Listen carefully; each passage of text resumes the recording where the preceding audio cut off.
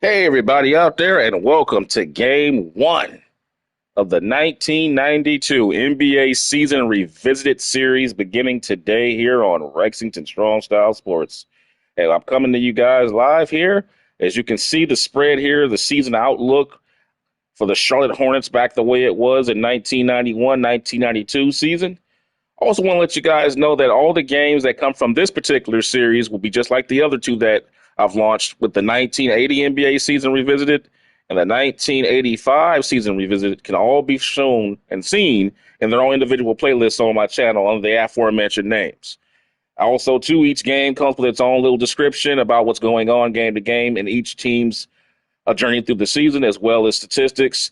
And yeah, the playlist themselves also has a little storyline on there for you guys to read to encapsulate what the way the league was going into each individual season, respectively. So today we're beginning the 1992 season, and a quick recap on what was going on at the beginning in 1991. Because remember, the seasons go from the beginning of the previous year into the following year.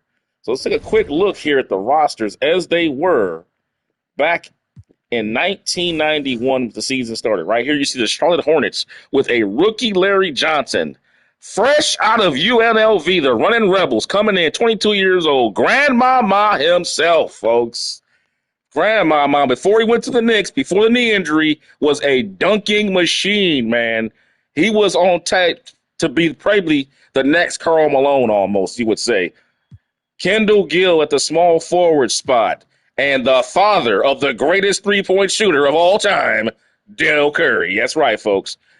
At point guard, you got Muggsy Bogues. Let me go ahead and put this in the better view here for you guys so you can see it better. There you go. Muggsy Bogues. You got Johnny Newman as a swing man. Kenny Gaston coming off the bench. Hard charging, rebounding guy. Sets hard screens. J.R. Reed out of North Carolina. And Mike Holtman is the backup point guard. Mike Jamansky, one of the better big men in terms of just, setting hard screens, rebounding, tough, hard-nosed guy. Basically an enforcer type center for the era. The kind of guy you don't see anymore. He's basically a lost breed. And others. Moving on, let's go ahead and move down the line. We have the Utah Jazz. Remember, this is 1991, 1992, beginning of the season. You have John Stockton and Karl Malone in their primes, getting ready to be on the Dream Team. This is Dream Team era, Stockton and Malone. Remember, Malone still has his hair at this point. He's a young man. You got Jeff Malone coming over there. Nice swing man, scoring, all around forward slasher. You got Blue Edwards. You got Tyrone Corbin coming off the bench. And Big Mark Eaton as your starting center, still holding it down at 35 years of age. You got Mike Brown, but no David Benoit, Eric Murdoch, destined to be with the Miami Heat at one point. Isaac Austin also, he'll be with the Miami Heat later in the 90s. You have Delaney Rudd and Corey Crowder. Moving on with another race, we have over here the Sacramento Kings, led by superstar Hall of Fame guard Mitch Richmond in his prime. Just starting his prime, 26 years of age. You got Lionel Simmons, Wayman Tisdale, Spud freaking Webb, y'all.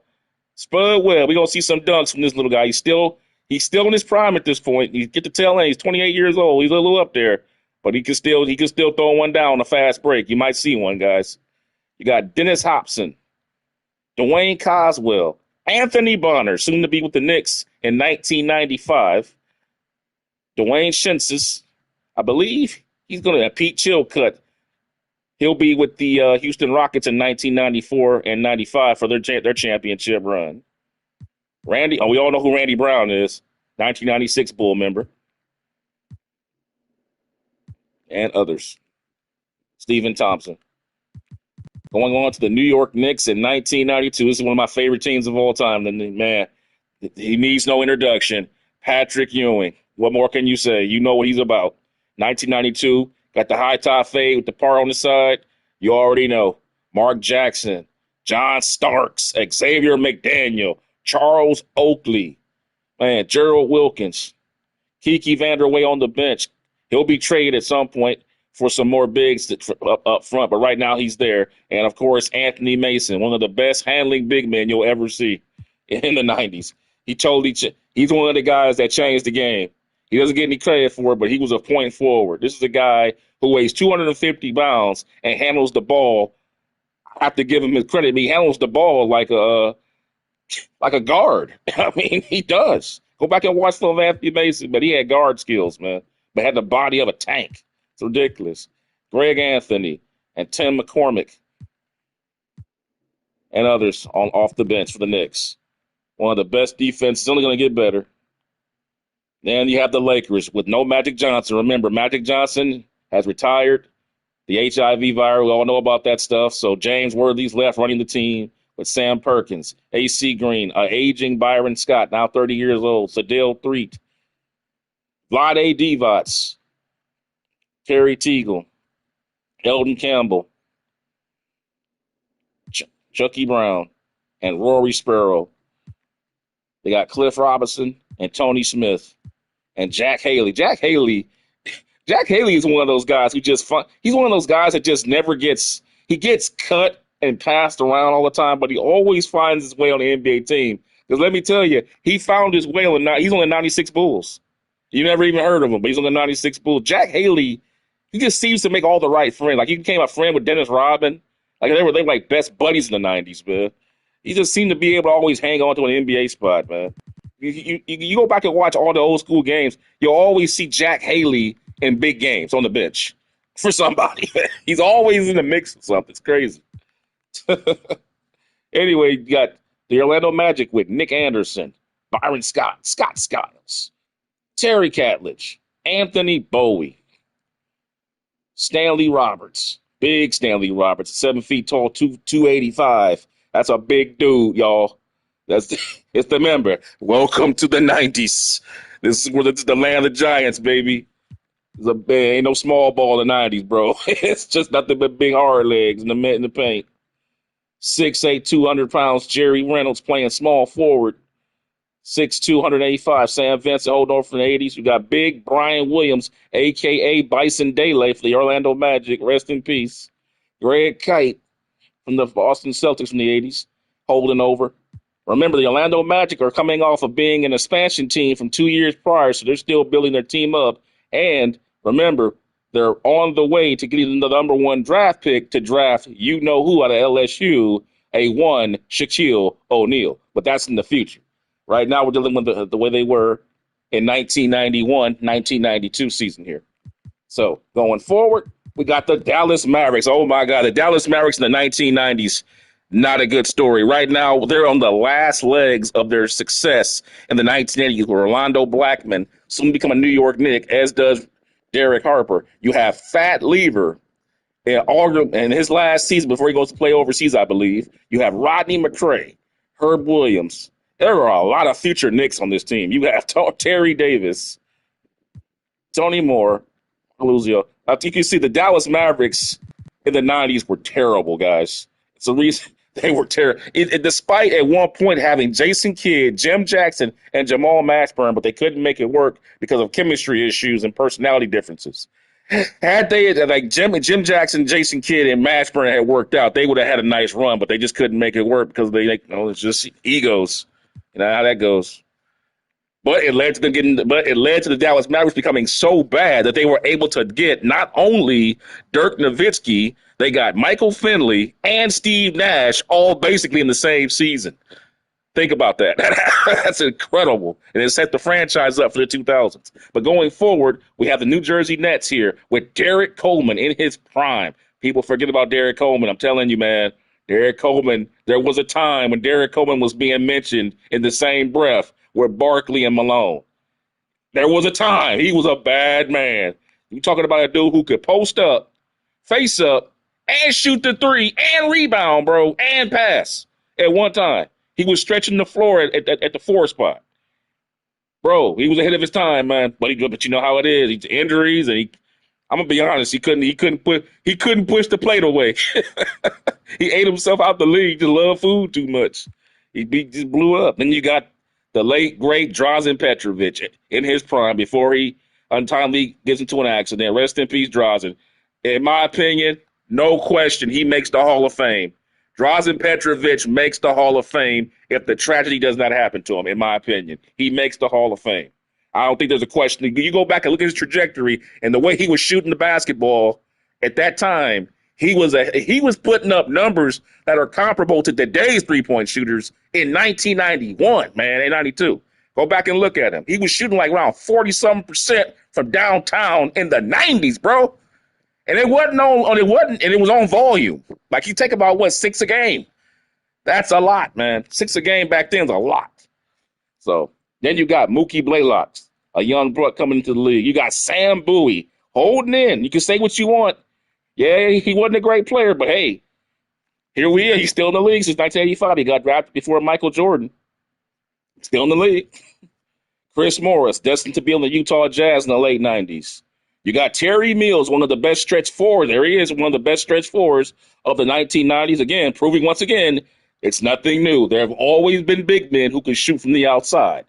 It's nothing new. It's always been there. We just haven't noticed it. You got Kenny Anderson, some of the best handles of the 1990s. You guys will see it in the series. We'll spotlight them. You got Chris Dudley, another hard leg, 6'11", 235, all about that rebounding and setting them hard screens, baby. And another thing, hard-ass fouls. You better believe it. Chris Dudley, and listen, if there's a foul to be given, Chris Dudley will be there. Okay, that's all I got to say. That brother know how to foul hard. You got Tate George. You got Raphael Addison,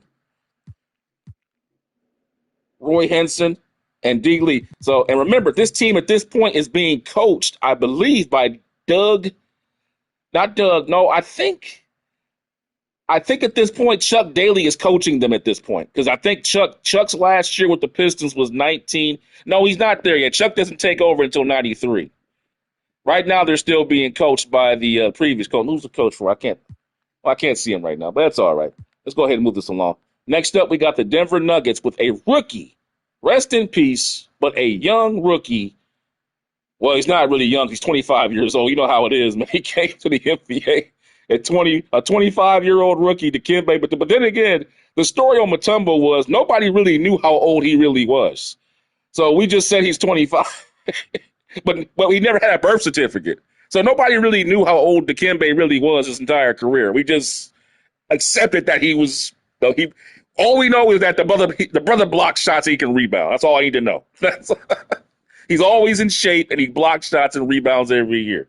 But anyway, rookie Dikembe Mutombo. You got Mahmoud Abdul-Rauf, the guy that many claim, in my opinion, if you had to find a Steph Curry equivalent in the 1990s, I'm not talking about in terms of greatness. I'm talking in terms of play style. It would be Mahmoud Abdul-Rauf. I agree. People have compared him to Stephen Curry's play style in the 90s. I agree. I've seen extensive footage on Mahmoud. His play style and Steph Curry definitely mirror. They have almost the now, obviously, he's not as great a shooter or player as Steph Curry, but the play style is the same. And you can look.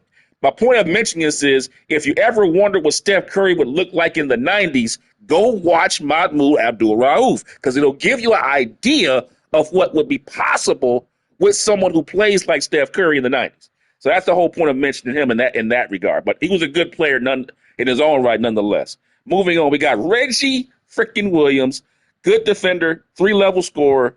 We got Winston Garland, the father of Garland, who just played for the Cleveland Cavaliers but got traded to the Clippers.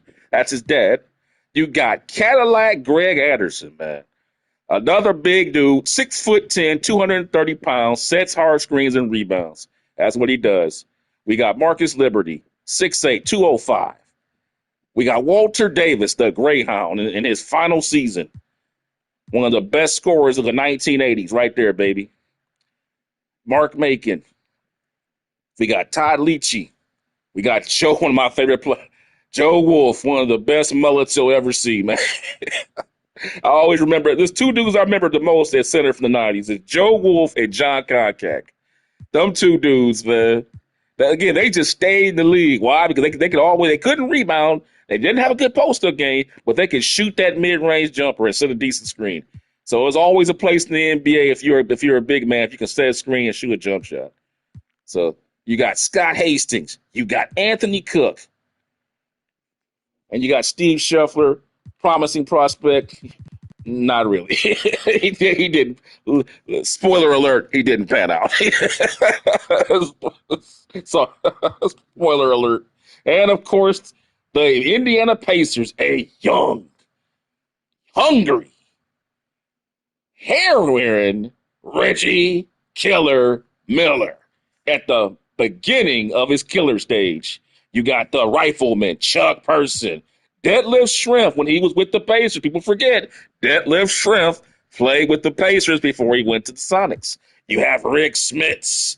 You got Michael Williams. You got Vern Fleming coming off the bench. George McLeod, athletic swingman. You got Dale Davis, one of the toughest men of the 1990s, 6'11", 230, just getting his career going. And then you got this other boy, Antonio Davis, 6'9", 215.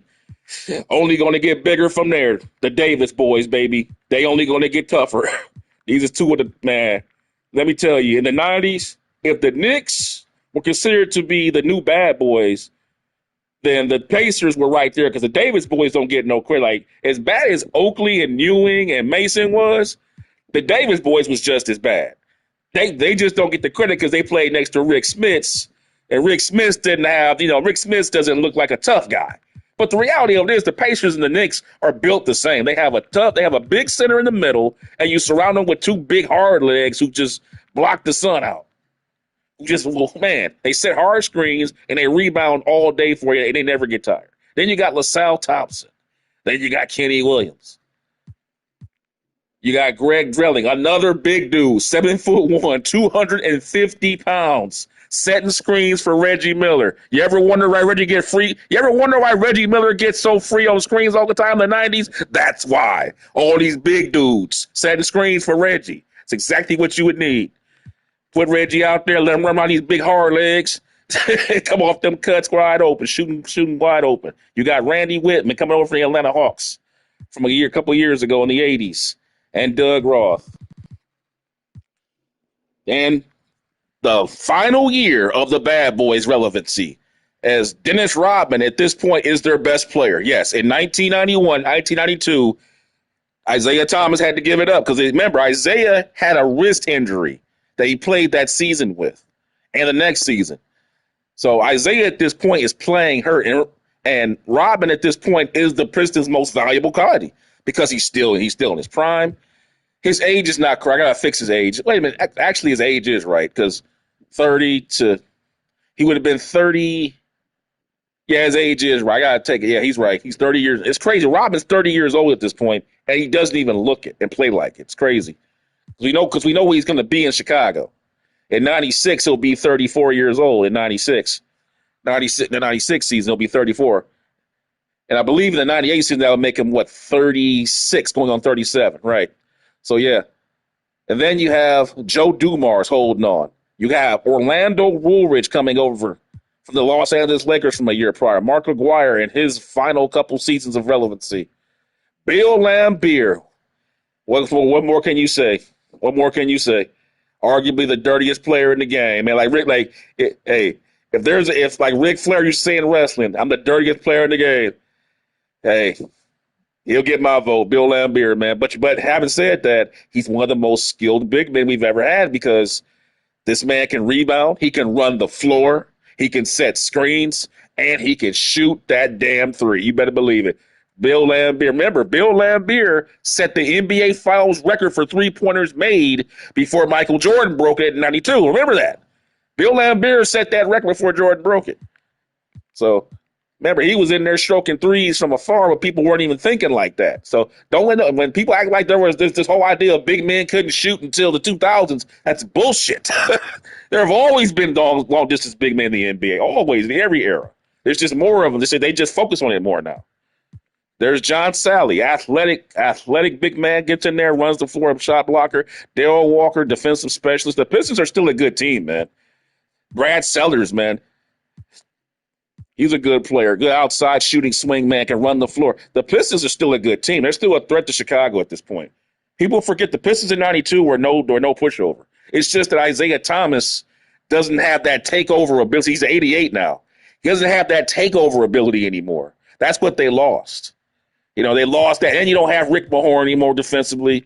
Mark Aguirre isn't the player he once was. They don't have the offense now to complement. They're more now of a super slow down defensive team. Before they could get out there and run the floor and defend. Now they've lost their offensive kick, and you're just a good defensive team. And when you're going against teams like Chicago, Portland in the East, remember Portland in '92, you're going to need some offense. You can't just live off your defense and just expect to win every game in a 7-game series. So moving on forward, got the Houston Rockets with Hakeem, the dream Olajuwon, only 2 years away from their historic run in 1994 when they win their first championship. Otis Thorpe, one of my favorite players in the NBA. Remember, he was drafted the same draft as Michael Jordan, Stockton Barkley, and Olajuwon. They in the same draft class, one of the best inside rebounders, inside scorers of the 1990s, and he was a 3-time All-Star. Look him up if you don't know him. You already know about Vernon Maxwell. What more needs to be said? If you know basketball, you know about Mad Max. I ain't going to spend time on that. Kenny Smith, you know who Kenny Smith is. We all know who Kenny is. Sleepy Floyd, one of the best streak scorers of all time. You got Buck Johnson coming off the bench with Matt Bullard. Again, another stretch 4. Perfect for Olajuwon. 6'10", can shoot that 3 like nobody's business. 6'10" and can shoot like nobody's business, y'all. Matt Bullard.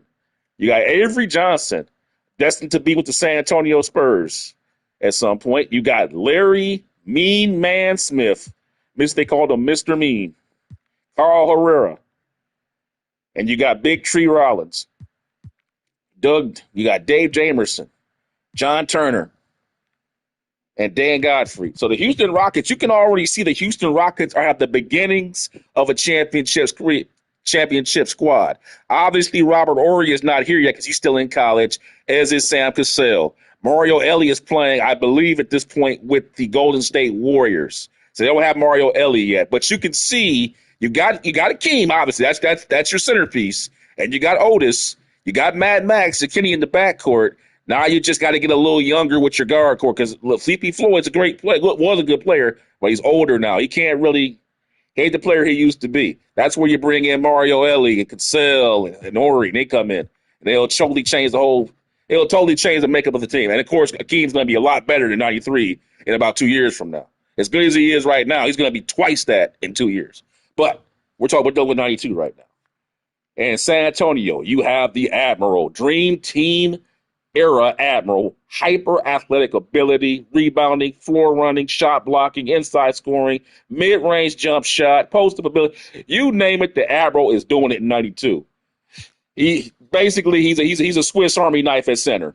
You name it. And he can step out and guards to a certain degree, depending on who it is. Obviously not Jordan type stuff, but he can step out there and guard someone like Joe Dumars for a hot second. You know what I mean? The Admiral was the man back in 92. Terry Cummins, good low post scorer, strong as an ox, 6'9", 220, can run the floor, can shoot the mid-range shot. Sean Elliott, if you know anything about the Spurs, you know about Sean Elliott, man. You know about Sean, Swiss Army knife, man, because basically they were comparing him to Scottie Pippen at one point. He had that kind of ability. He didn't live up to it, but he never got quite the Pippen status, but that's his skill set. Floor runner, push the ball, shoot the 3, defend, rebound, a little bit of a post-up game. He'll give it to you. Rod Strickland, one word, handles. Handles. That's all I got to say. Handles. End of story. Moving on. That boy got handles. That's all I can say about Rod Strickland. Some of the best handles of the NBA in the 90s, man. You got Willie Anderson. Antoine Carr, 6'9", 225. You know what he bring in. Banger, banger, banger. Muscle, muscle, muscle. And you got remember, the Pistons lost Vinnie Johnson. Remember, they lost Vinnie. More to my point from the Pistons, they lost Vinnie Johnson. Here he is in the Spurs at the end of his career. You got Trent Tucker, floor spacer, can shoot that 3.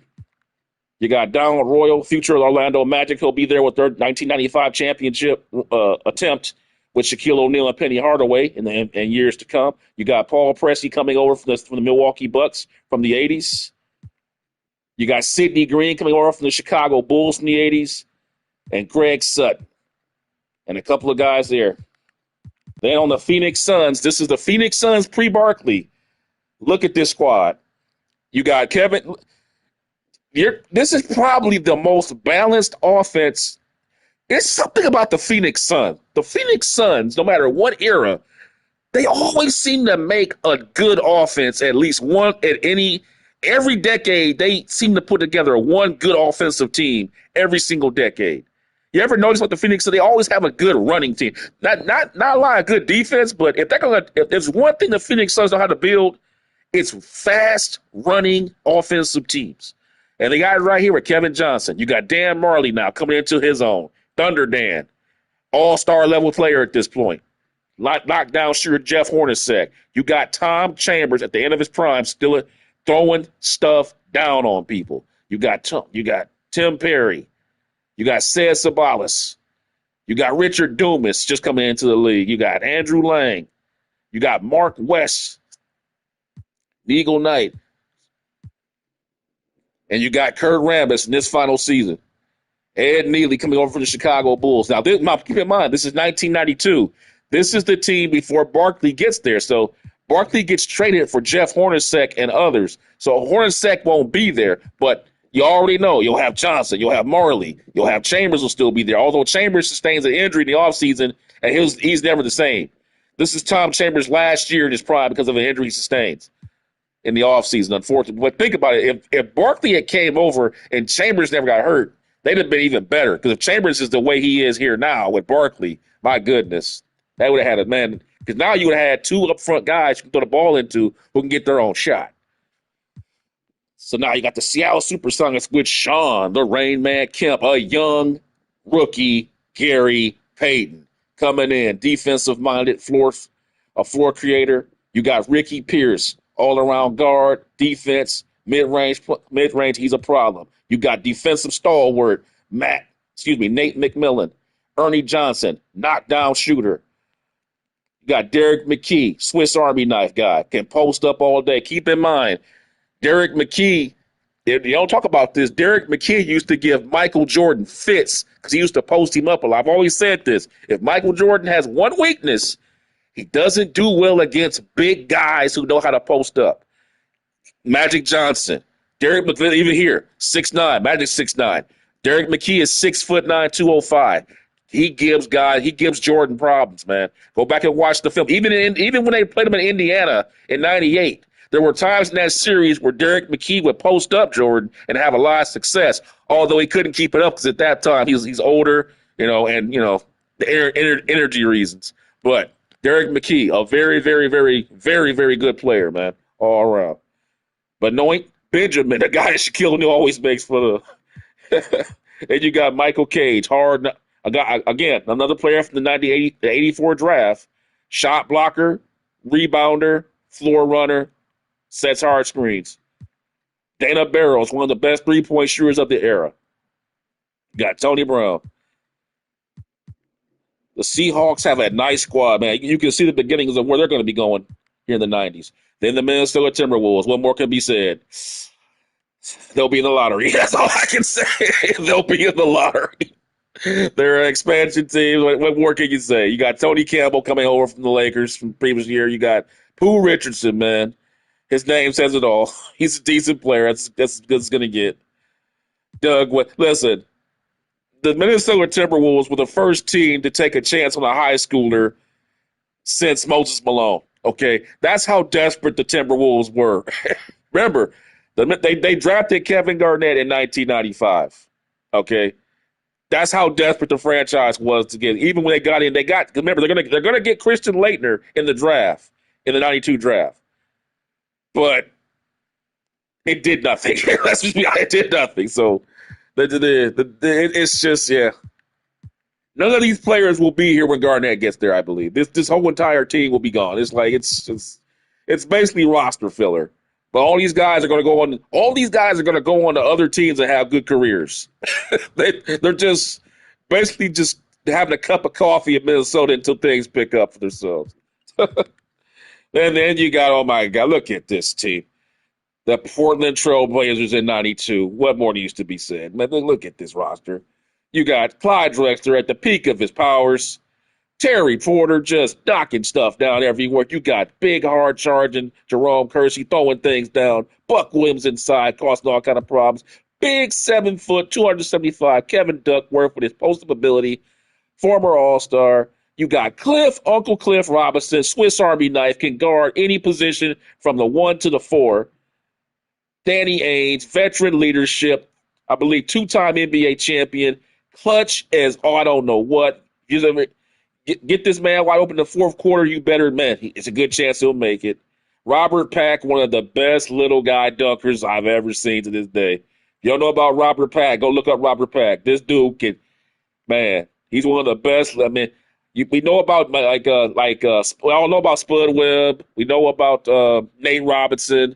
Robert Pack deserves to be mentioned in that same breath. One of the best small guy dunkers I've ever seen, like Steve Francis, those guys. Robert Pack will dunk on. You got Ala Abinabli, Mark Bryant, Enos Quatley, Wayne Cooper, Lamont Strothers. And then out there it gets a little hairy. But as you can see, that core, man, they just got so much talent. They were stacked. How Chicago beat them, I don't like. I mean, well, we'll get to that. We'll get to that.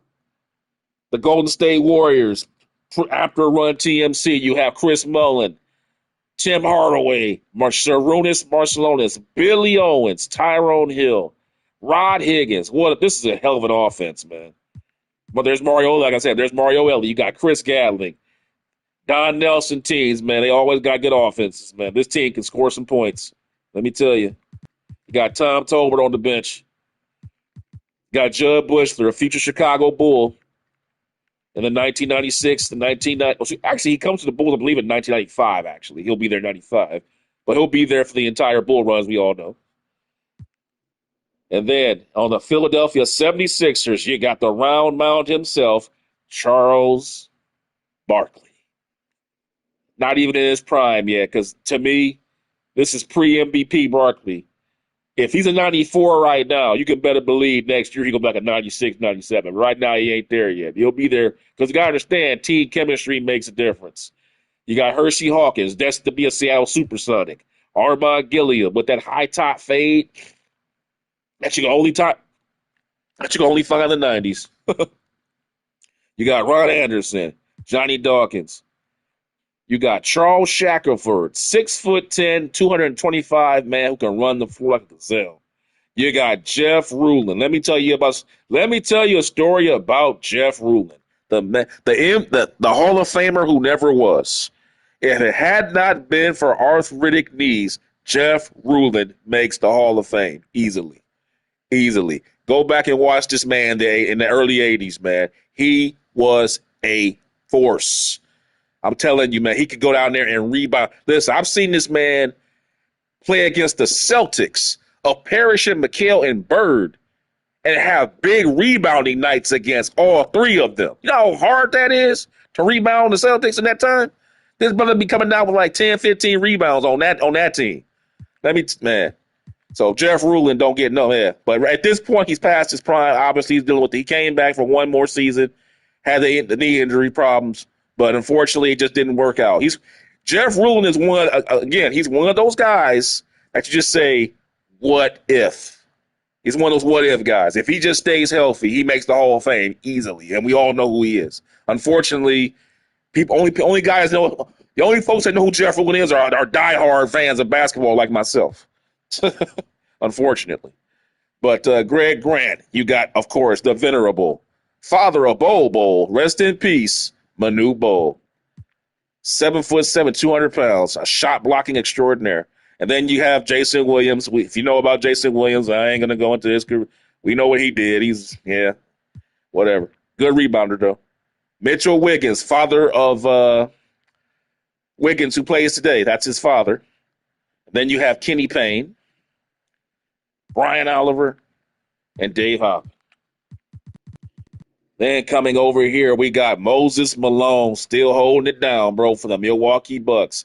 Nowhere near the player he once was, but still an offensive rebounding force. You got, man, the sweet shooting, Dale Ellis, one of the best shooters of the early three-point era. You got Jay Humphries. We got Alvin Robinson, one of the best defenders of the era. He never gets talked about, but Alvin Robinson is a shutdown guy. He's like he's like what Bruce Bowen was in the 2000s, essentially, but he never played on a championship team. Had he played on a championship team, he'd have no notoriety because his brother is a stopper. You got Frank Brickowski, another stretch four who can rebound. Again, there's another one. So I've already shown you guys like 7 stretch fives, and I didn't even go deep. I've already shown you 7 stretch fives in the NBA already. Guys, big guys who can shoot the 3-pointer and yet play an inside style with rebounding and setting screens. So it just more to the point. It just alleviates the myth that big guys could never shoot the ball. It's an old wives' tale. So you got Fred Roberts. You got Larry Kostrowski. Guys, give me a minute. Give me a moment. Let me clear my throat on this one. You have Larry Kostrowski. I think I got that right. In any event, he played with the Chicago Bulls in 95. He was actually there when Michael Jordan came back in 95 and 96, but he didn't make the playoff roster in 96. But he played there. Jeff Grayer, former Los Angeles Laker, Lester Connor, and Danny Shays, son of the Hall of Famer Dolph Shays. Go look him up if you don't know who that is. Dolph Shays, one of the all-time great players of the 1950s. And Brad Lohaus, Henson, Dave Popson, and Jerome Lane. And then on the Washington Bullets, making his return from injury, Bernard King. Then you have the sweet shooting and playmaking of Michael Adams at 5'10", 162 pounds. You got never nervous Purvis Ellison, folks. And the twin brother of Horace Grant, Harvey Grant. The lesser known Harvey Grant. You have Liddell Eccles. You have Rex Chapman. If you guys know who Rex Chapman is, all I can say is, yeah, he can get as hot as anybody in the NBA. Like I've seen Rex Chapman go on quarters where he'll go. I've seen him have 20-point quarters. You know, he's that kind of guy. I don't know. He's just one of those guys. If he gets hot, he can just get stupid hot. And then you have Larry Stewart, John Williams, David Wingate, A.J. English, LeBradford Smith. I got for my basketball fans, you know who LeBradford Smith is, right? The LeBradford Smith Michael Jordan game. Yeah. Now, if you know, you know. You got Greg Foster, destined to join the Utah Jazz in the late 90s.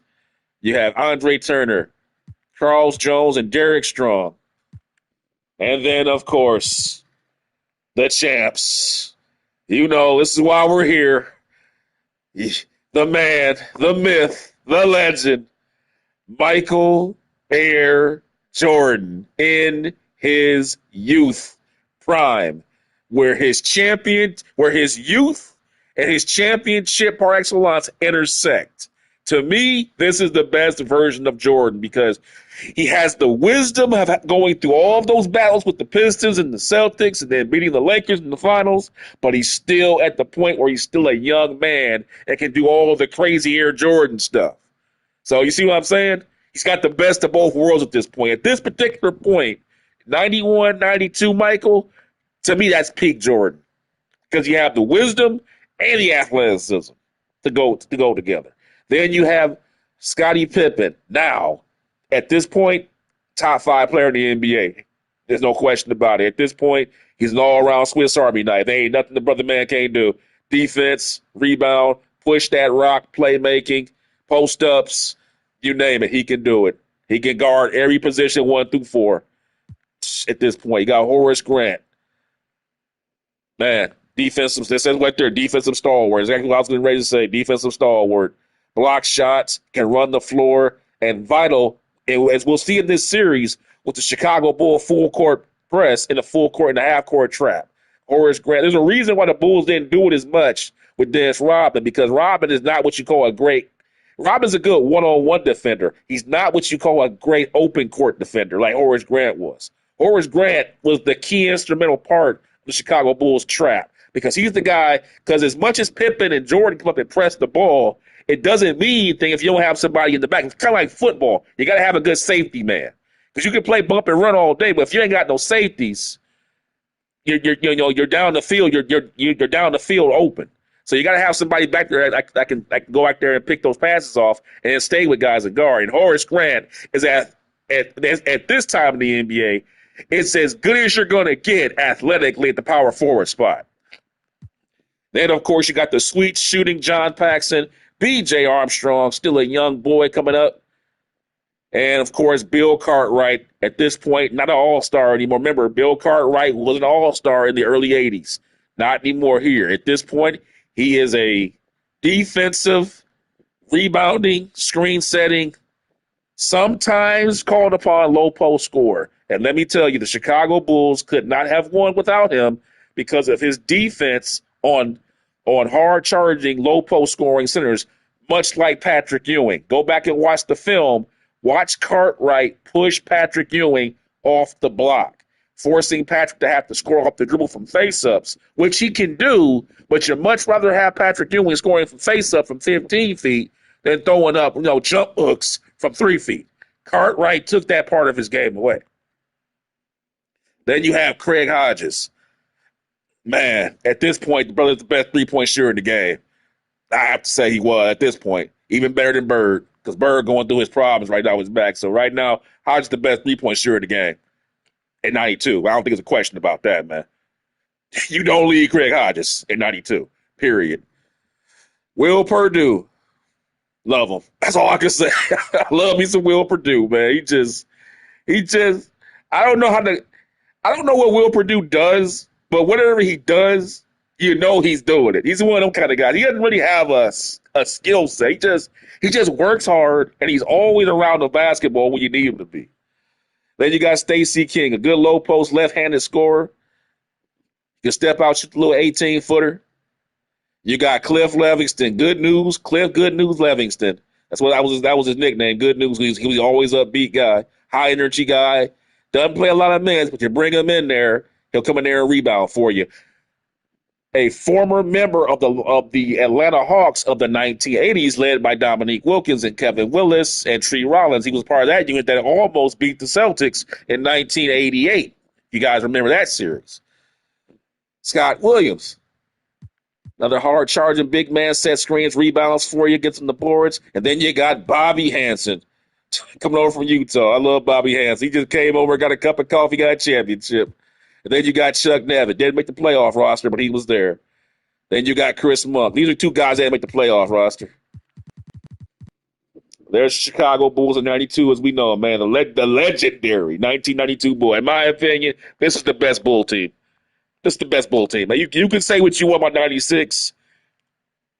I'll take the 92 team over 96 any day because of the energy that they can play with. They can play with an up-tempo energy that the 96 Bulls can't because they're older. 96 Bulls team are a great execution team.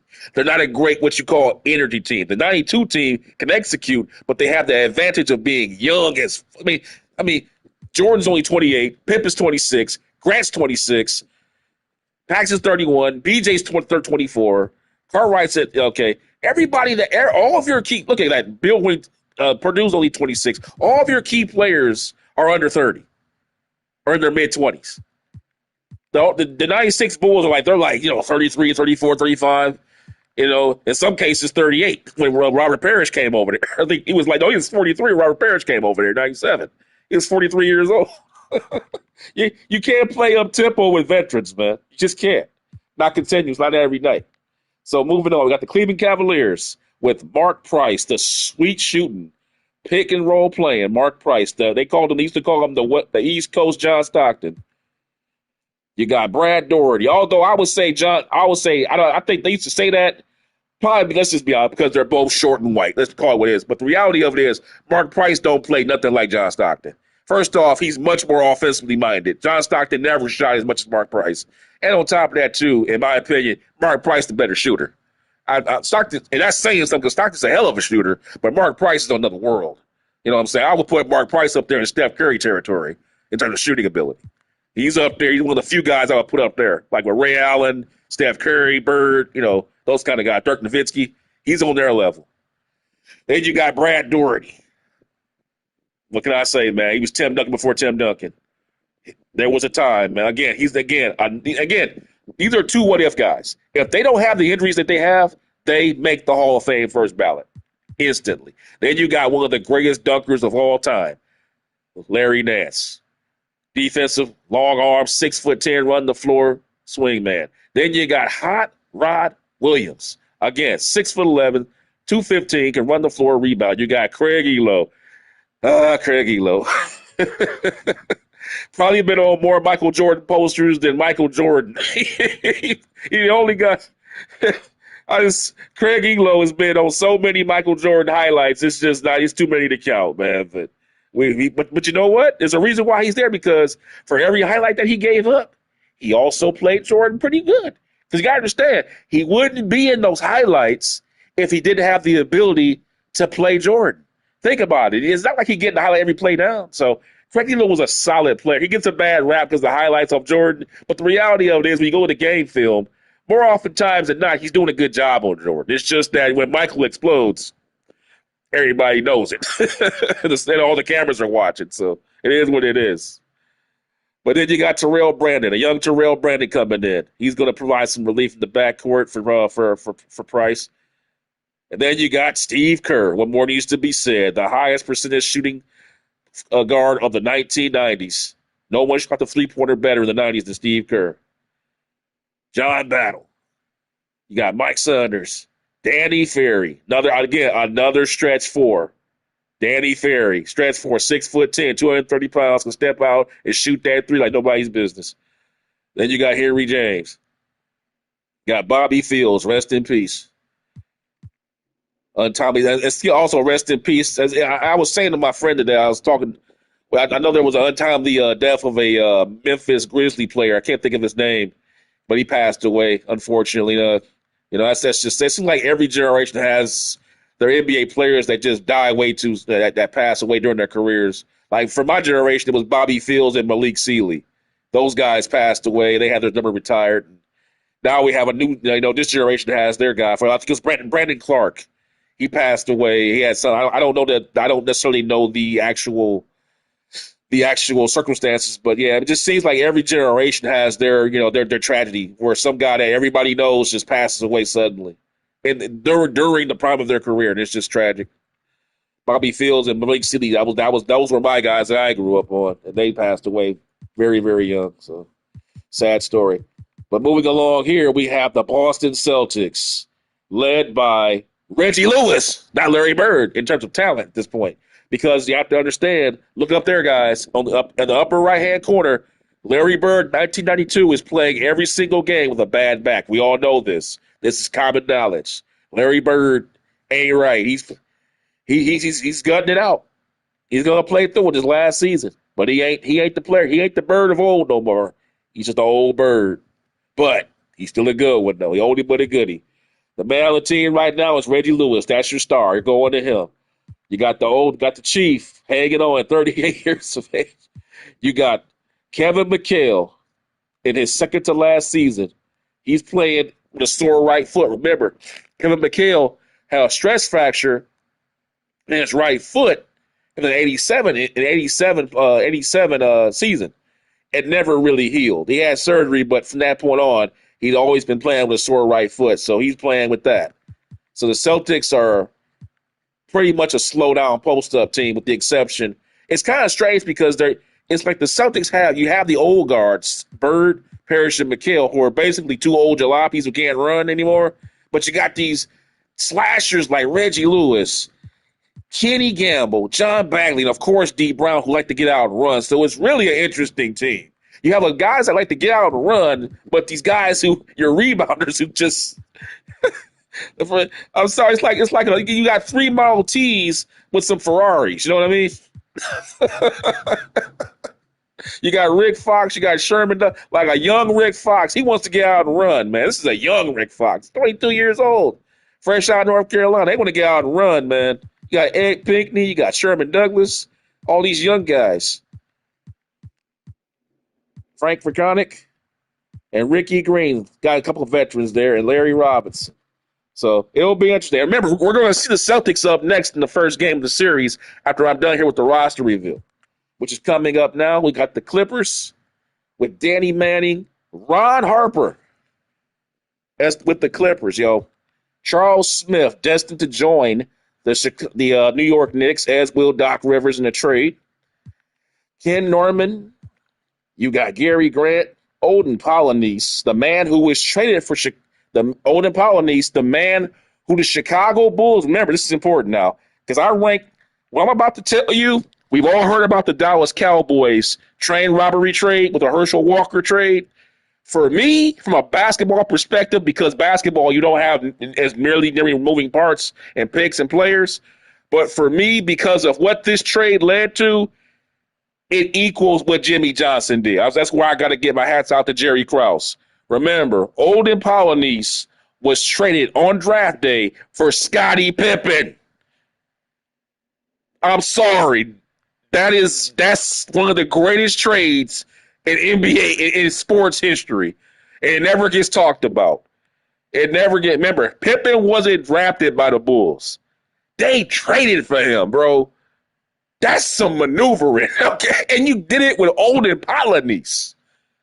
You got arguably the greatest point forward of all time for a journeyman center. God damn. Oh, man. I don't know what to say, man. And it led to 16 championships. And you put it with Michael Jordan and you dominate the 90s. Wow. What more can you say, man? What more can you say? I put that right up there with Jimmy Johnson, man. That's one of the greatest trades of all time. You got James Edwards, Danny Young. You got Bo Kimball. Man, haven't heard his name in a long time. David Rivers. You got LaRon Ellis, Thurman Mays. And that brings us over to the Atlanta Hawks in the final year of I don't know why the Hawks ever changed these jerseys. It's like how the Green Bay Packers never really changed. The Atlanta Hawks should never change these jerseys. These jerseys are perfect. They're perfect. It just says basketball, don't it? You look at them jerseys, think that's basketball player. That's a basketball player. I don't know why they ever changed. Then they changed them ugly late 90s. I mean, remember the Mutombo Hawk jerseys? Them things was ugly. I'm sorry. How you go from these gorgeous jerseys to that? But anyway, we got Dominique Wilkins, one of my favorite players. At this point, Kevin Willis, who's averaging 20 points a game at this point in his career.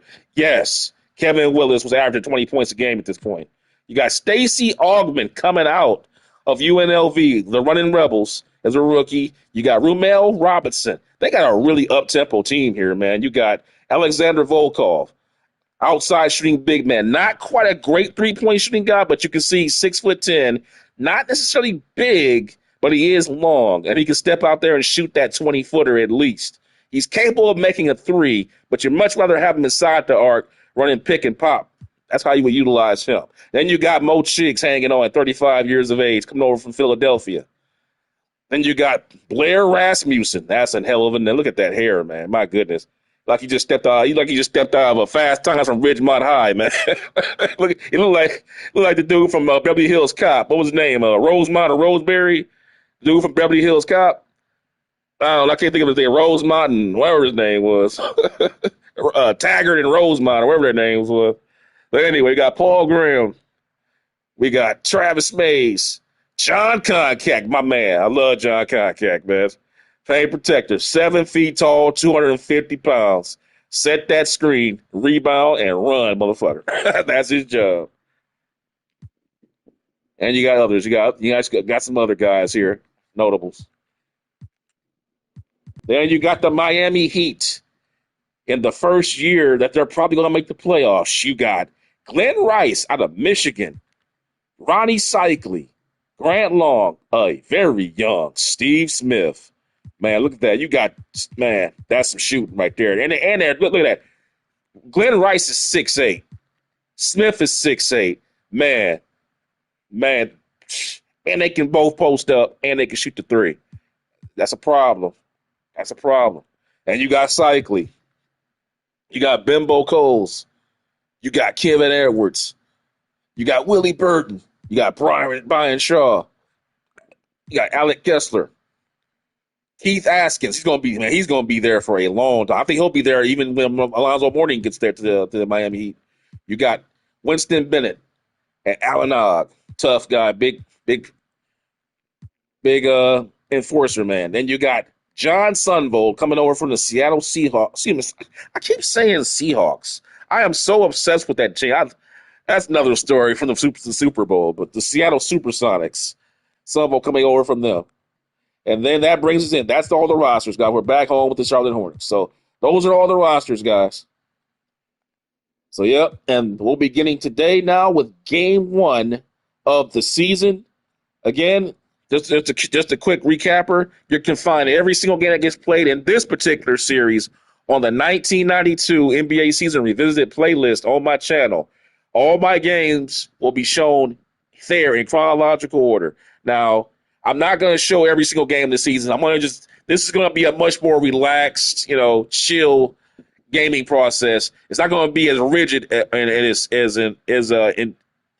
intense as it's going to be intense gameplay, but I'm not going to do, the game by game tracking of every single team for this season like I did for the Legends team in my NBA Modern Era series. We're just going to sit back, pick the best matchups. For instance, right here, we got today's first games. We got the Hornets and the Celtics. We got the Knicks and the Magic, the Bucks and the Pistons, Bullets and the Pacers, Jazz, Warriors, Nuggets, Lakers, Nuggets. We got Mavericks, Spurs, Suns, Supersonics, Cavaliers, and Trail. That would be a good game. Cavs and Trailblazers. We're showing that.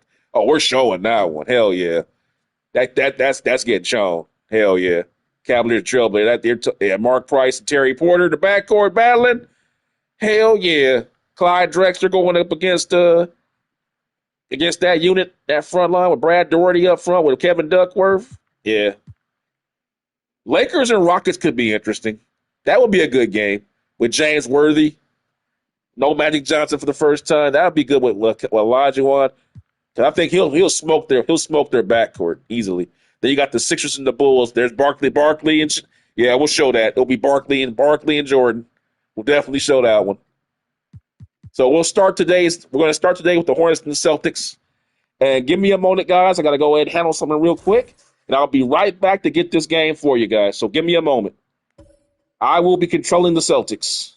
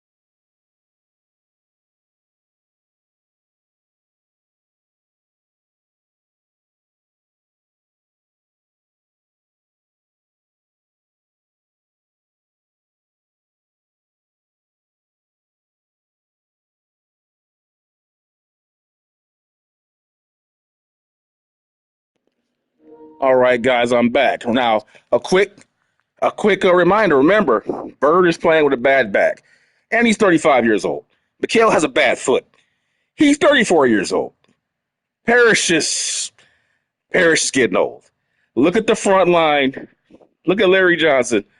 Expect to see some fast breaks from the Hornets today. The Celtics are going to have to play some slow down ball, at least when they have their starting unit in there, because they just don't match up. I mean, Grandmama is going to smoke Mikhail. He's going to smoke Mikhail in transition. It's just not even going to be funny. It's just not even going to be funny. Larry Bird and Johnny Newman. Bird will get the best of it in the post on Newman, but in transition, there's just no way he can keep up with him. It's going to be up to Reggie Lewis to have to either guard Kendall Gill or Johnny Newman at any given point. But in any one of those matchups, Bird is going to be up against it because they just don't have the speed to stay with these guys in transition. So, but D. Brown should be able to take advantage of Muggsy Bogues in situations where he's going vertical. Now, we know Muggsy is a great one-on-one defender is space. But when you talk about verticality, that's where he struggles. So look for D Brown to maybe even post up Bugsy Bogues in this game, guys. So with that little pregame launch going, let's get into this game as we start the 1992 NBA season revisit here on Lexington Strong Style Sports. Sit back and enjoy, guys.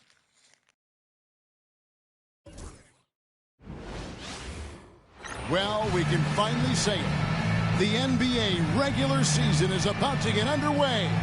And here at 2K Sports, we couldn't be happier. Tonight, we'll see the Boston Celtics as they play against the Charlotte Hornets. I'm Kevin Harlan, joined by Clark Kellogg and Mike Fratello. On the sideline, David Aldridge.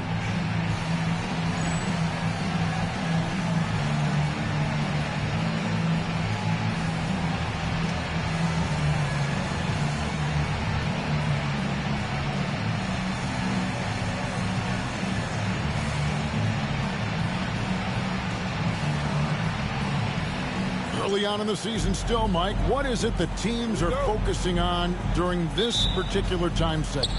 Teams are still learning each other at this point. It's very early on, and coaching staffs are figuring out strengths, weaknesses. What do they really have on their squads? And it can't be done overnight, can it? It usually takes some time to figure out what you have and what you don't have. I always felt that it was at least 20 games into the season before you really had it figured out. And he gets it to go. You have to expect this inside. Always physical inside the paint. And here's Charlotte. Here's Newman.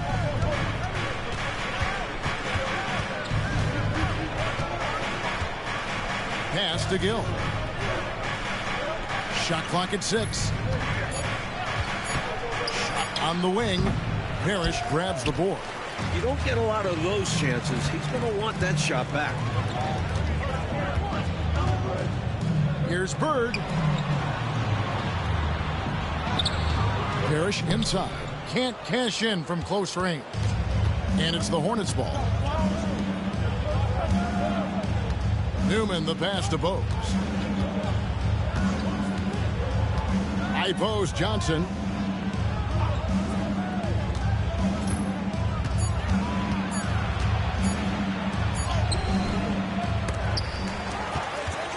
Here's Jaminski. Off to a good start as he hits his first shot attempt. That's frustrating for the defense. They think they get the stop, but a possession isn't over until you secure the rebound. Bird right side. Pass to McHale.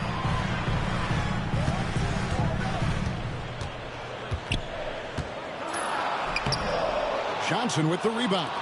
And the defense wasn't horrible, but still, he's got to come through there. There wasn't enough resistance to prevent him from scoring that one. You see right there, McHale couldn't even get back in transition.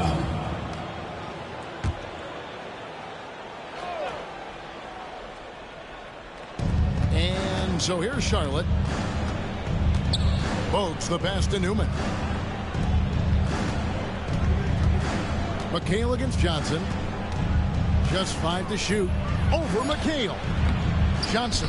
He hangs in there and cashes in on the second chance points. Just powering his way to the rim. Johnson imposing his will as a rookie.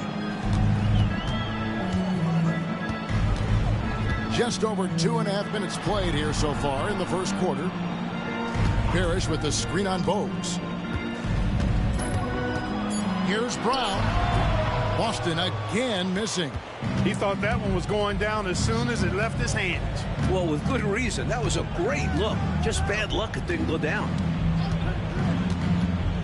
Bogues the pass to Newman. Back to Bogues.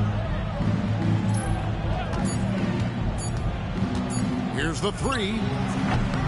And it's Bird with the rebound. Boston trailing. It's Brown on the wing. Bogues defending. Fouled on the shot and picks up 2 points. So 1 free throw coming up. I think the defense gave him a bit of a gift there. I mean, he got all the space he needed to go to work. And this is his first trip to the line tonight. D. Brown.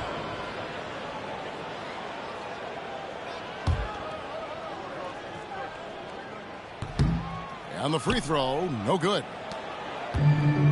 The Hornets have gone just 2 of 7 so far. A little bit of a slow start for them. I like Bogues' mix of quick reflexes and good instincts. He finds an open guy and sends a quick pass over. Now here's Brown. Pass to Bird.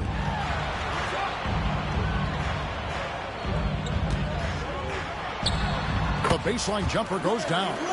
You got to D him up better from these in-between spots because he can hurt you from there. Bogues against Brown. Johnson the screen. Lobbed up there for Johnson. Stolen by Parrish. And now it's Brown running. He can go all the way. Showing us his athleticism. Lewis works hard to get up there for the dunk. For Charlotte, they've gotten 3 of 8 shots to fall for them here in the first quarter. And the Hornets call time here. Now you can see Bird and McHale laboring to get around.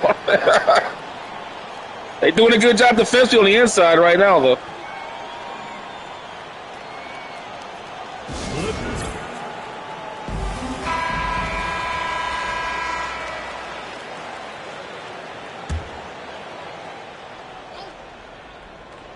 Here's Bogues. Still scoreless. Ziminski the pass to Newman. Here's Gill. Charlotte moving it around. Right wing. Over Lewis. And Boston with the rebound. And this matchup with the Hornets, it's their first game of the NBA's regular season. Here's Brown. Parrish outside. Back to Lewis. 6 on the shot clock. 3-pointer, Bird. A rebound by Johnson. Johnson's got 4 rebounds now tonight. Pass to Gill.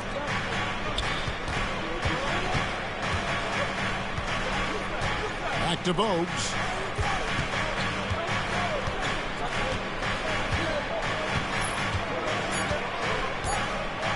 The Hornets need to get a shot off here. The shot by Newman, no good.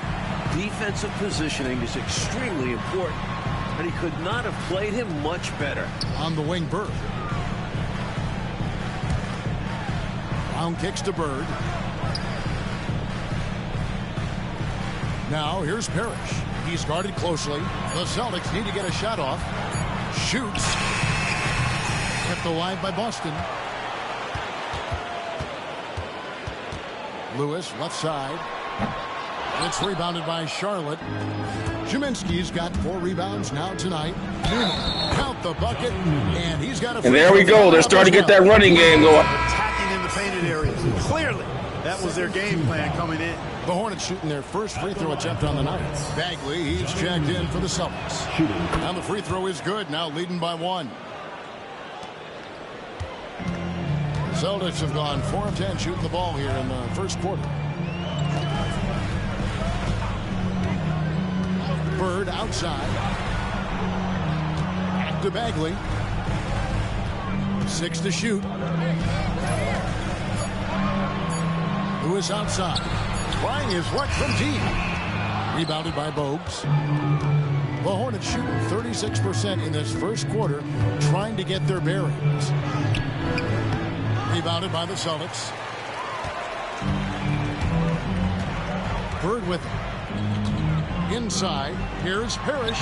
Good. And it's Bird picking up the assist. And the Celtics lead by 1. Look, it's not easy to intimidate Parrish inside. I don't care how physical you get with him. He maintains his cool. And now Bird. timeout called. Bird nursing that bad back.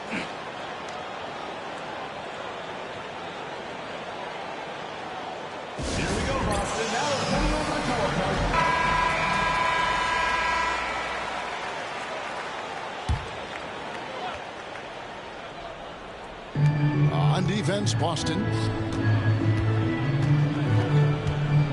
And here's Bogues. He has yet to score. Back to Johnson.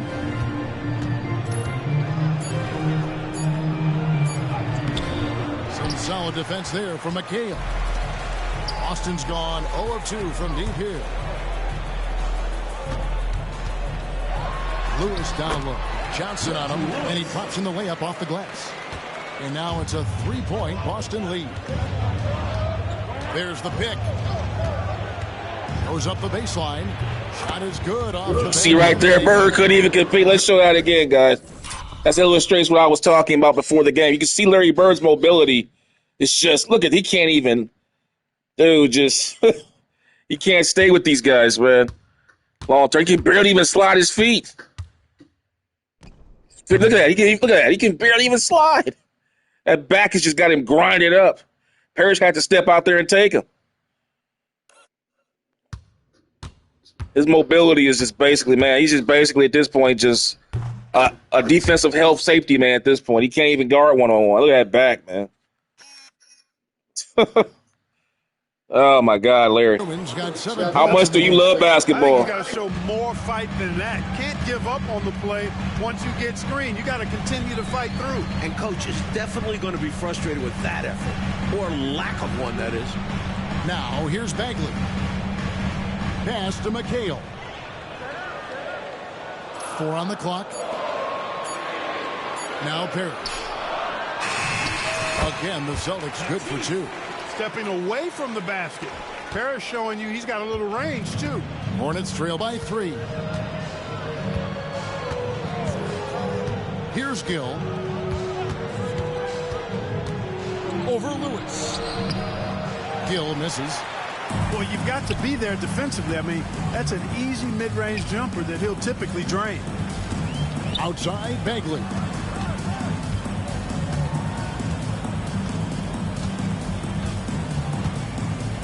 Pass to Bird. Over Bogues. No good from Bird. Wow, Larry Bird missing it. Got Muggsy Bogues guarding Bird in the post, and he couldn't convert. Here's Gill. Launches a 3.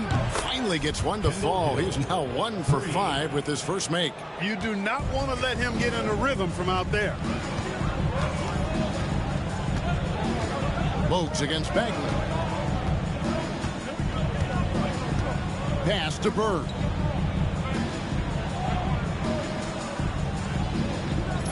Back to Bagley. On the wing, Bird. The 17-footer. Connects. The jumper drops. And the Celtics lead by 2. Look at Bird, showing off the catch and shoot ability. Charlotte calls timeout.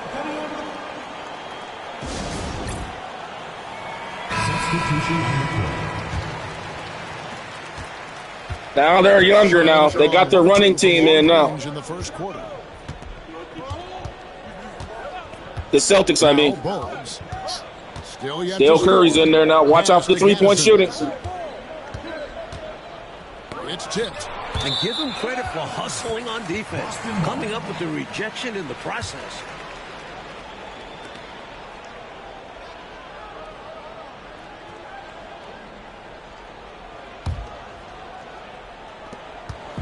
And so it's Bagley with it. He brings it up for the Boston Celtics.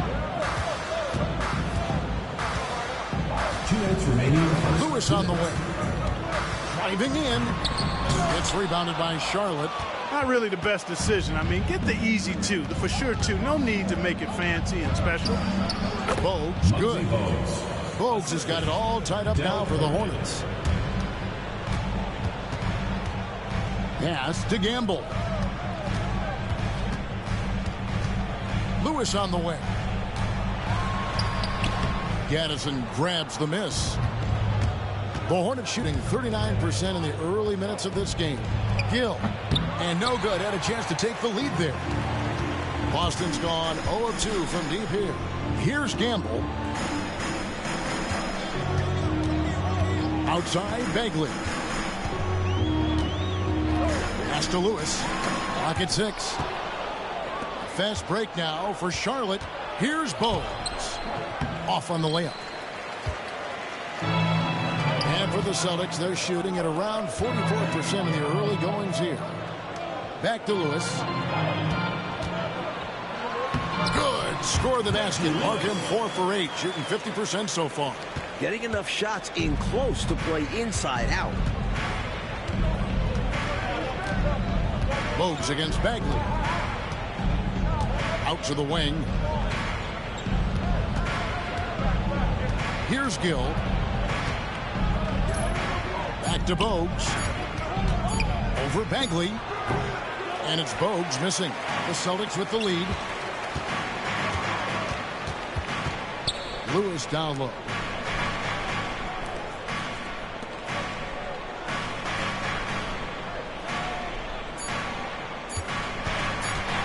Up in time. And the last second attempt doesn't fall. At the end of one, a closely contested game so far. Boston on top. They're up by 2. Let's take a quick break now, and then it's on to the second quarter after this.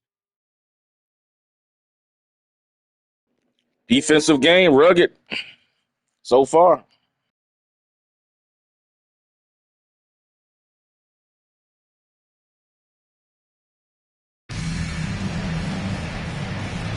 And if you're just tuning in, it's been a pretty even game through the first quarter. And a chance for just a second to check out the scoring breakdown for the Celtics.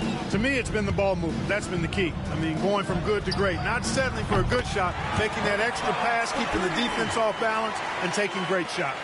Well, I've also really loved watching them connect from the in-between area. They're finding ways to do damage consistently from there. And it's the Hornets with the ball, following the three-pointer by Boston.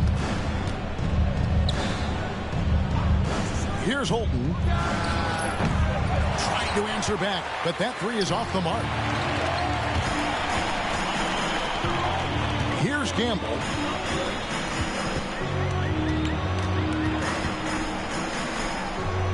And he finishes nicely. Oh, that was a beautiful move. Got the lead up to 7 now for the Celtics. Let's credit their discipline. They've been working for high percentage shots. Holton passes to Jaminski. The jump hook. They grab their own miss. And that one is hammered home. How about the effort on the offensive boards? Remarkable job, Clark. The coaching staff really appreciates that hard work. Love it. Not just the coaching staff, but his teammates do as well. Great work. Here's Newman. He's got 7. To the paint. And he takes that one up and powers it through. His athletic ability, especially his vertical, levels the playing field for him at the 4 spot, making up for his smaller build.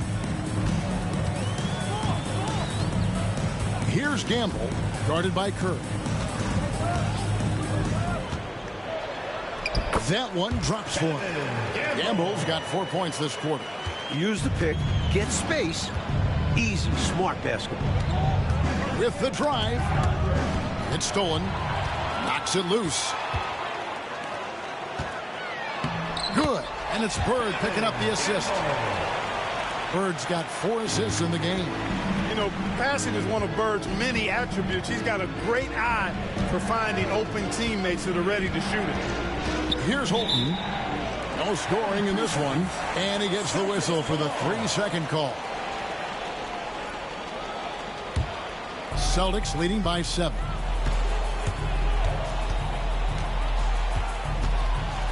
And we're now a little over 2.5 minutes into the second quarter.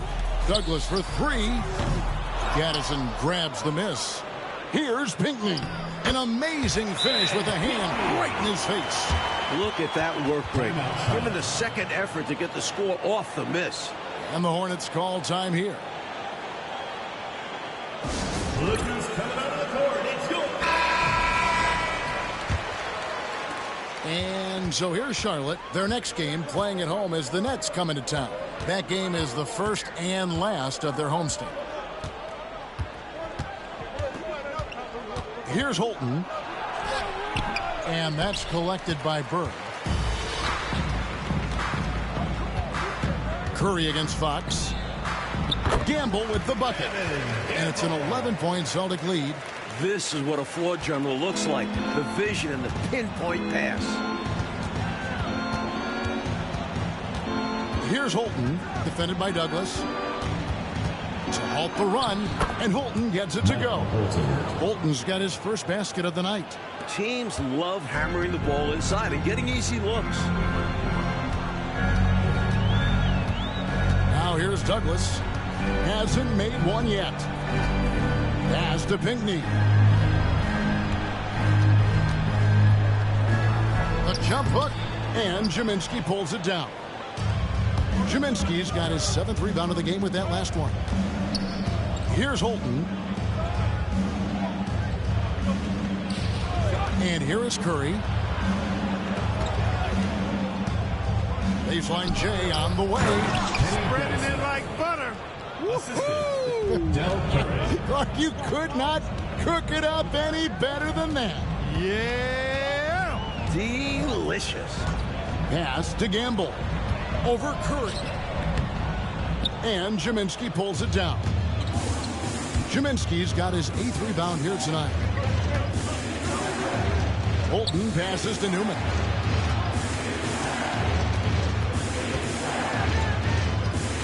They set the pick. Right at the free throw line. Rebounded by the Celtics. Here's Fox. That one's off. He's now 1 for 2. Hornets trail by 7. Pass to Holton. Back to Curry. Rebound by Pinckney. Pinckney's got his 5th rebound right now in the game. Here's Douglas, and he drives in, and contact on the shot, so he'll be shooting free throws here. In September, it was announced that the U.S. would use pros at the summer games. And this summer in Barcelona, Mike, it should be incredible. You don't have to imagine anymore. We will see a team with Jordan, Bird, Magic, Ewing, all together. A dream come true this summer. What do you think? I mean, like, they have all those guys. It's an all-star team, but it's a super all-star team. One team with all those players. Is there enough room? This is just a reminder to the rest of the world that if we put all of our weapons together, we're pretty darn good in basketball, our game. You know, you make your free throws, and I think it helps your rhythm, too. Pass to Newman. Lots of room. Good. He hits the jump shot. See Bird right there struggling to keep up with Newman. If you get open, Bogues will find a way to feed you. Lewis with it. 8 points for him. Here's McHale. That's good with a Douglas assist. Boy, you've got to appreciate the passing there. Results in a great look. And here's Bogues. Pass to Newman from deep. And Boston with the rebound. Bird's got 4 rebounds now tonight. Who is outside? Here's Parrish. Bird, the pass to McHale. Back to Bird. Hornets with the rebound. Here's Newman. 9 points in the game so far. And the rejection by Parrish. The wingspan of Parrish, helping him get a hand on shots when others would have been out of luck. And taken away by Johnson. One-on-one here. Here's Newman, and it's thrown down hard with both hands. Man, Bird just couldn't get back fast enough. Yep, he had no doubt, did he, Clark? He was going to take it all the way. Love the activity defensively, leading to points. Now here's Douglas. Back to Bird.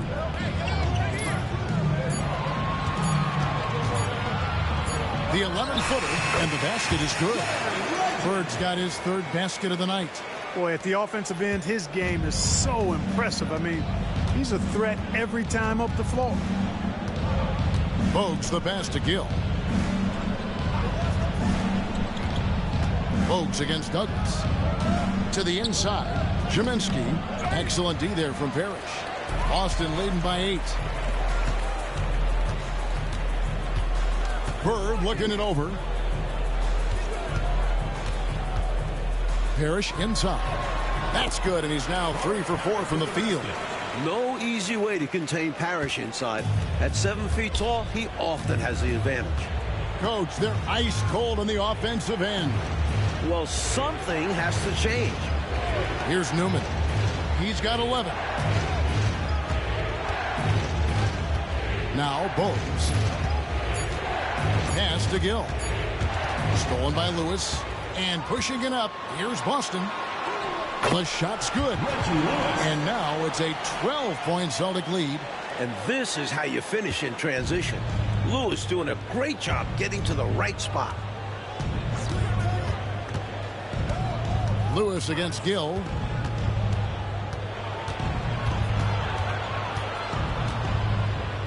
Shot clock at 6. 17-foot shot on the way. That's not going to drop for him. 5 of 9 with that miss. Bird outside. Now here's Douglas. Back to Parrish. Out to Bird.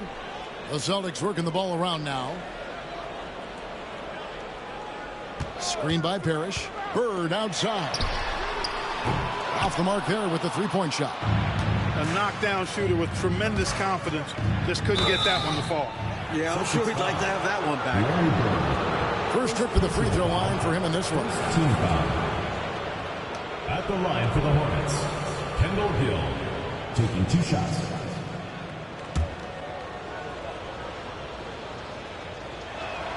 And that one falls for Gill. So both teams changing it up here. Gill hits them both. Here's Brown.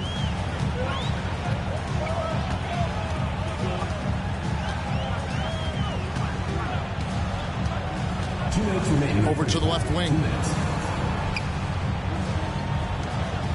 McHale against Johnson. Down to 5 on the shot clock. McHale, that's good. McHale's got the lead up to 12 now for the Celtics. Down low, McHale has a myriad of moves. Just so tough to stop.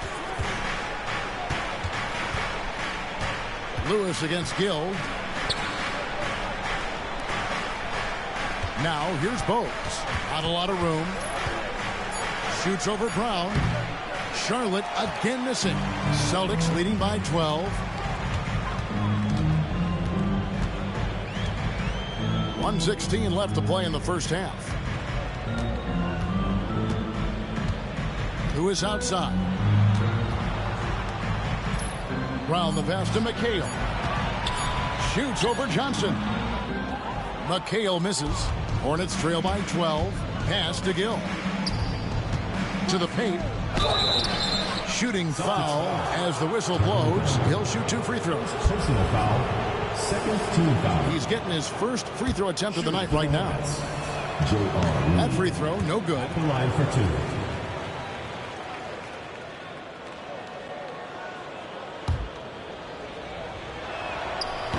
And he's good on the second. And here's Brown. He'll bring it up for the Boston Celtics. That'll be the first half of a 2-game trip. Poked away and stolen by Bowes. Muggsy Bogues. Know what he does best. Harassing ball handlers. Pass to Newman. Here's Gill.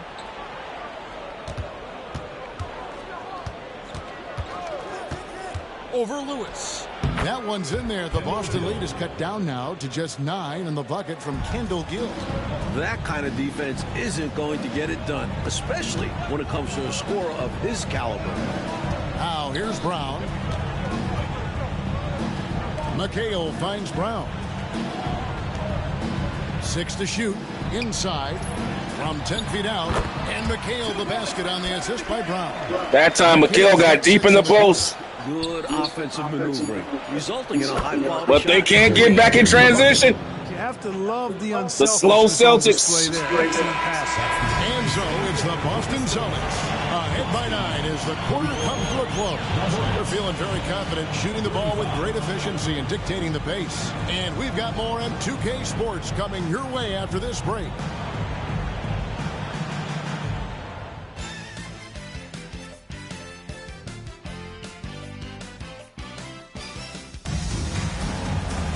And if you're just joining us in this one, first half is in the books. 1 half to go.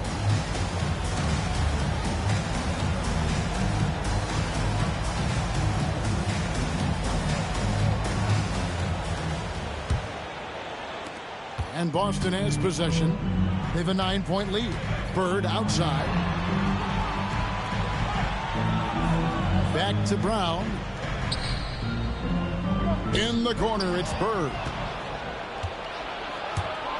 Here's Gill. Nice pass, nice catch, and a resounding dunk.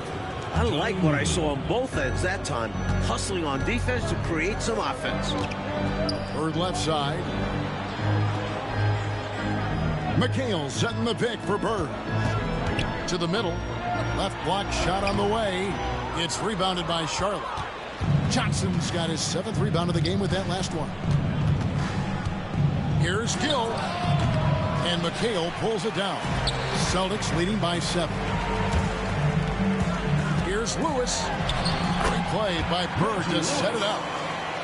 Bird's got his 5th assist in this one. And it's fantastic seeing Lewis go to work like this. He's such a fun player to watch. Here's Gill. Pass to Jaminski.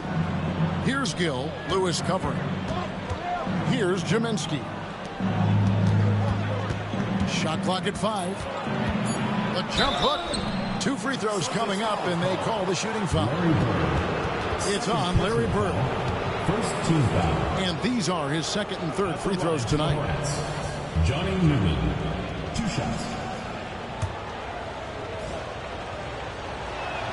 The first free throw is good.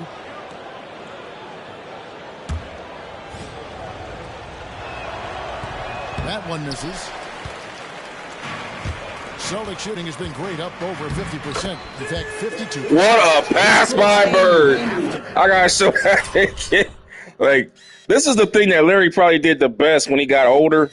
He never lost this ability. Like, he gets the ball off the rebound, and those outlet passes that he gets off rebounds, he'll just take a one look at it, and then just get it up the court just so fast. That's probably the one skill he never lost, no matter how old or how bad his back got. He always had this. To advance that ball off a rebound. Just take a look at it. Bam! Perfect pass. Right to the shot. Finish strong. You have to capitalize on the easy chances. Pass to Newman. Some nice pass in here by Charlotte.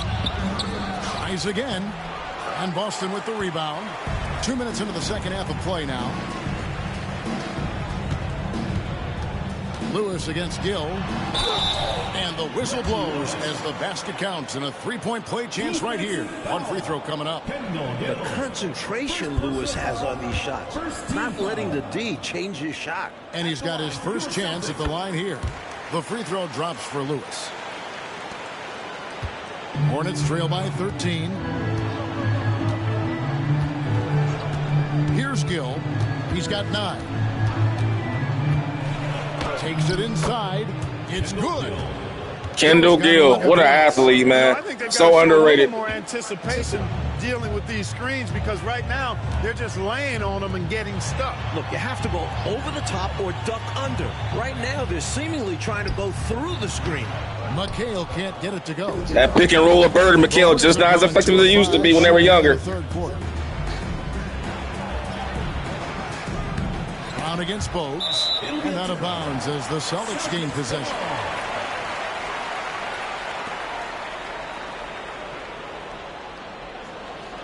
Hey, Larry Johnson got to step up here, man. He's being too quiet. And so Brown will bring it up for Boston. 11-point game. Bird outside.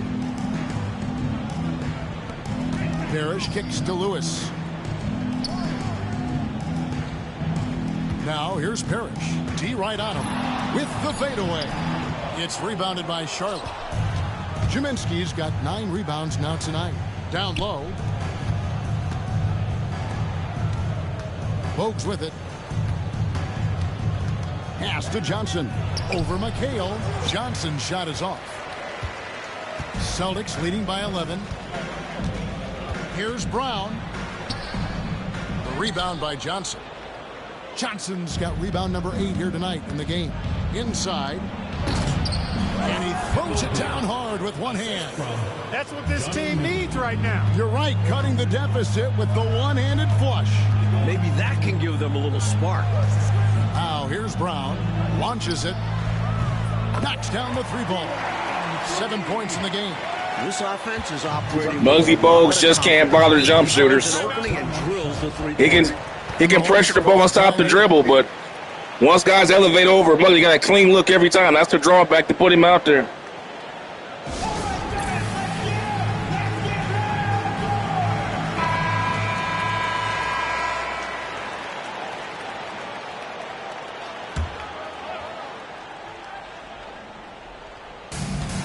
Pass to Gill.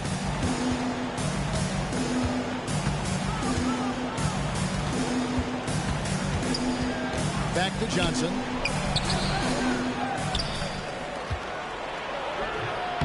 Robert Parrish comes up with the rebound. Parrish has got rebound number 9 now. What an effort here tonight. Out to Bird. Brown right side.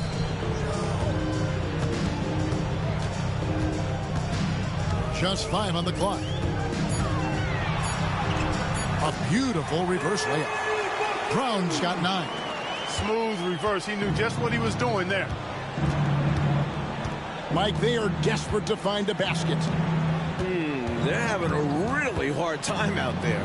You're right, Bogues. Lewis grabs the board. You know, you got to feel for him. He just cannot seem to buy a bucket here. Yeah, but he has to stop shooting. He's really hurting his team. Kendall Hill. And a moment here to take a look at the scoring breakdown for the Celtics. They were so aggressive from the start, getting the ball into the painted area. They stuck to their game plan, and it's paid off.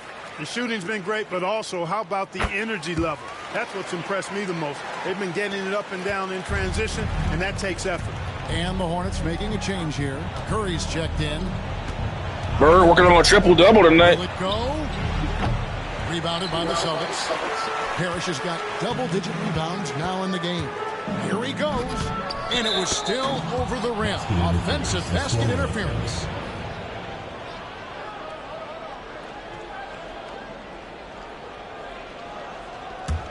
Hornets trail by 16. And here's Bogues. Pass to Newman. At the top of the key, Curry. Wide open shot is on the money. Really nice. Muggsy Bogues out here breaking ankles, man. Let's take a look at that real quick. Oh, man. He just cracked D. Brown's ankles, man. Hold on. There he is. Man, I was trying to pick him up.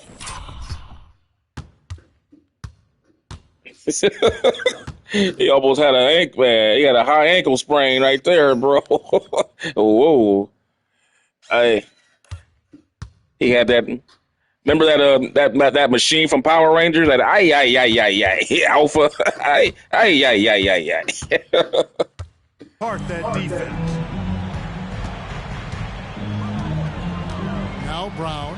9 points in the game so far. Bird outside. The shot's good. Brown making the play. Brown's got his 3rd assist on the night. The bread and butter of Bird. Mid-range jumpers are layups for him. Now here's Bogues. Pass to Johnson. Shoots over Bird. Johnson can't get it to go. Here are the Celtics with the ball. They're on a 16-7 run. Bird outside. Here's Gamble. Now here's Lewis.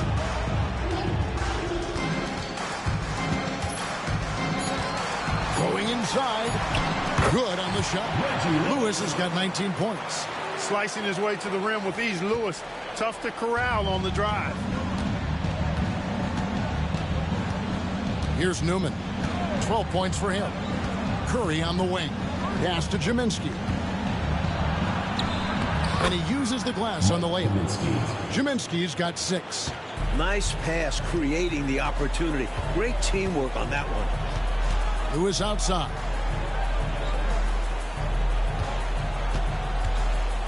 Bird a screen on Curry. Here's Lewis. Oh,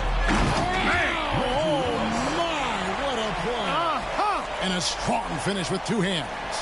I can't believe what I just saw.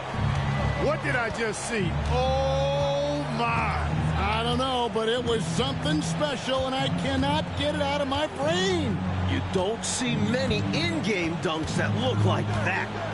Now, here's Bogues. Over Brown. Bogues, good. He's so effective in the pick and roll. Bogues just sizing up the defense and working his magic. Now, here's Brown.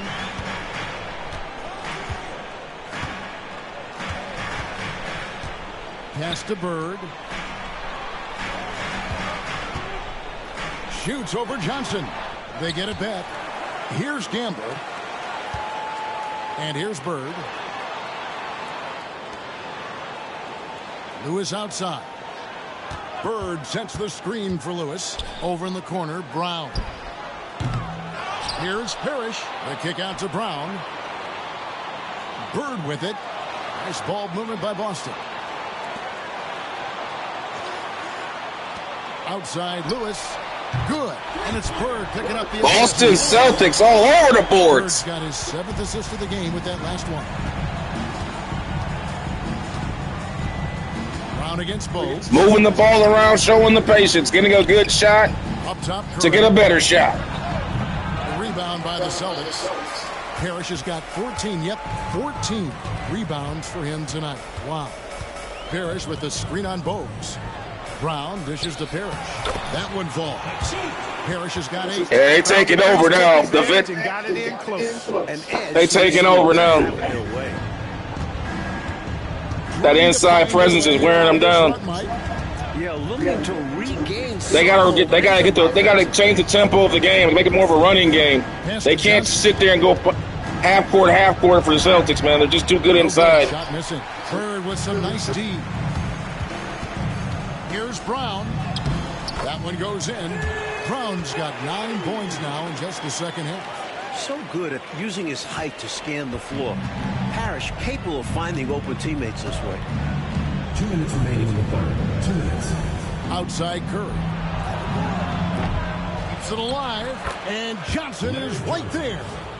Johnson's got his second basket. Excellent timing. Outstanding positioning. You're right. Right on cue to tip in that shot. And he protects the play well. It's also paying attention. He knew exactly what he had to do there. Now, here is Bird. 8 points for him. To the paint, here's Parrish. It's rebounded by Charlotte. Outside Curry. Pass to Bogues. Here's Jaminski. Defended by Parrish. And a lot of contact on that one, so he'll shoot 2 here. Robert Parrish picks one up there. The Hornets have had 7 opportunities at the free throw line and made good on 5 of them. Hornets. Mike Kaminsky. 2 shots. Take a break. Take a break. 2. And he makes the first.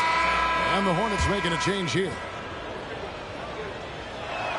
Jaminski having a good game. He's got almost got a double-double tonight despite the point deficit. So Bagley with it. He brings it up for the Boston Celtics. Pass to Lewis. Here's Pinckney.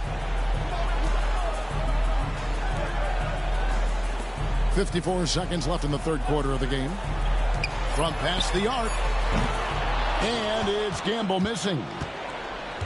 Hornets trail by 19. Here's Holton. And he banks in the layup. Holton's got his second bucket of the night. Defensively, you just can't afford to give these easy looks up. Just asking to get burned if you do. Pass to Gamble.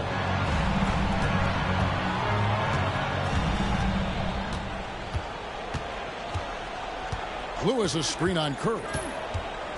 Outside for Lewis. And he gets it to go from the corner. Man, Reggie Lewis is having a game. 16 points here in the second half. 26 for Reggie. Lewis gets the ball and quickly that shot is off. Here's Holton. And that shot was up in time but doesn't go in. And so it's the Boston Celtics with a 19-point advantage heading into the next quarter. Their defense has been terrific in this game. Back right after this.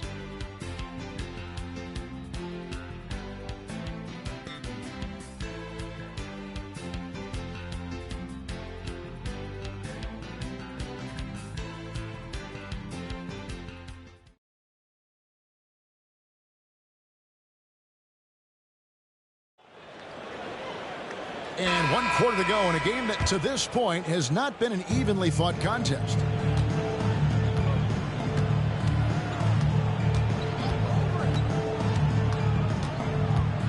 To the left wing. Gill, the pass to Holden.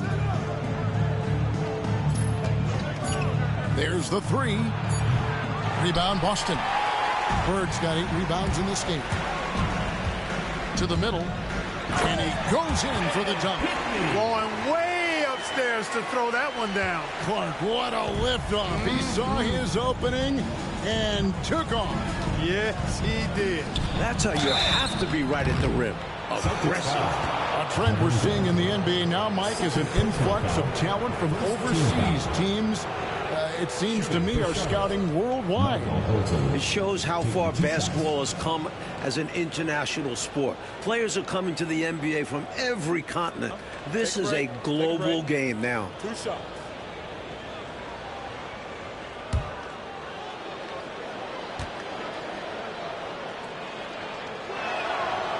And the first one at the line is good.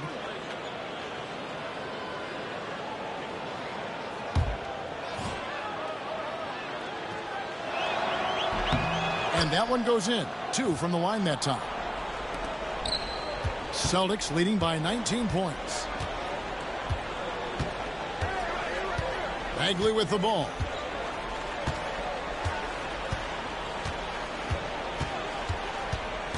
Fox with the screen for Bagley.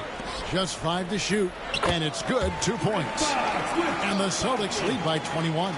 John Bagley is kind of shifty with his ball handling, but he's got a great knack for finding the open guy. Does a good job setting his teammates up. Driving to the basket. Szymanski the pass to Gill. About a minute and a half into the 4th quarter now. To the wing right side. Szymanski doing a great job on the boards, man. Here's Newman. Defended by Bagley. This offseason, 10 teams making coaching changes, Mike, and the most in a few years. What do you think about this trend? Yeah, believe me, I'm very familiar with it. Owners are impatient. They want winners now. So if you don't deliver quick, get that resume refreshed. So how would you approach a job? Win now, or do you want to build, or do you get the assurance? Like, there's so many different factors here, the way you could, as a coach, go. I would say that when you're in a meeting with your owner and general manager and they're telling you how they have great patience and they want to see you build this program, I think you nod your head yes, up and down. When you walk out of the room, you say to yourself, I've got to win games right away. Nothing to try and be opposite of those guys, but they sometimes have short memories. Oh, I'm loving it. Flying up high. Damn. What a move. I mean, slammer. Who was that? It happened so fast. Oh, that's Kenny Gaddison. But he got that rebound. The Celtics are getting killed in the glass all of a sudden. Oh, look at this rebound, man. This looks like Dominique Wilkins right here, man. Lightweight. Slam a jam. That's that 1990s. Slam a jam. You're right, Clark. The elevation. Incredible. Yeah, man. That was one of those old school rebound put back Dominique Wilkins dunks. Know what I mean? Jay Levin. Oh, here is Bird. You don't see that no more. His first shot coming late, and they pick up 2. You know, when it's Bagley as your point guard being a scorer, that'll add another dimension to the offense. Here's Newman, guarded by Fox.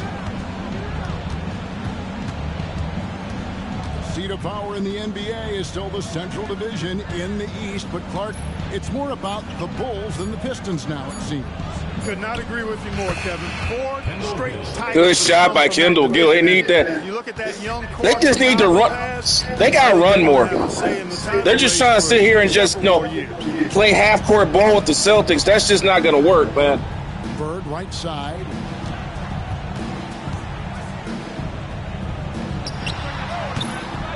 Gill with the rebound. Hornets trail by 19. And Holton gets it to go. Yeah, it would be. The 90s. That's a great idea. I love it because it happened. You know what I mean? It would be authentic.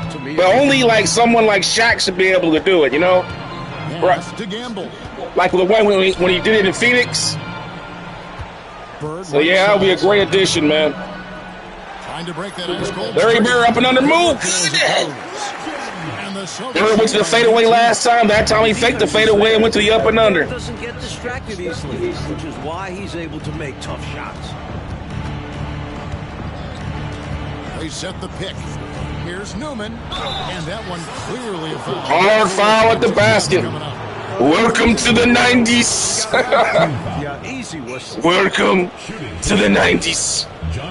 It's only going to get worse from here. Wait till the Knicks play. You ain't seen nothing yet.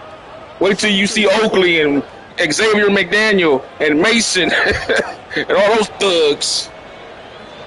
You ain't seen a foul yet. Man, I can't wait to see them play. And that one misses. Both teams will make substitutions.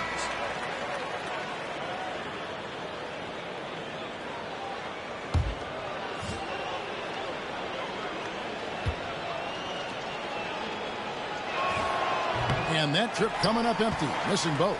Celtics leading by 19 points. Brown outside. Pass to Bird. Back to Brown. Bird outside.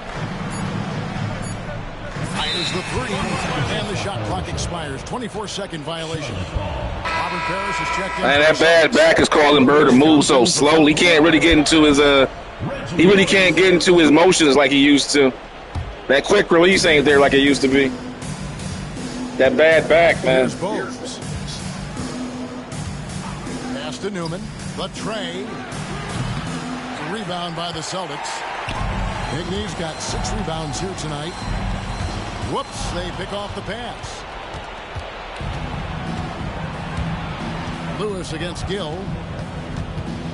Here's Newman. Johnson with a screen on Brown. The shot by Newman, no good. Celtics leading by 9. Make sure you guys stay tuned off the post game show. We'll go over everything that happened, and I'll get you guys set for the next revisited series. After 92, we'll be going into 1985, guys. Rookie Michael Jordan taking on the New Jersey Nets. And an easy call for the officials. After this stream goes down. That was pretty obvious. At the line for the Hornets, Kendall Hill taking 2 shots. No good on that. Celtics making a switch here. McHale's checked in. The Hornets also with a sub. Curry's checked in for Newman. Good on the second free throw. Here's Brown.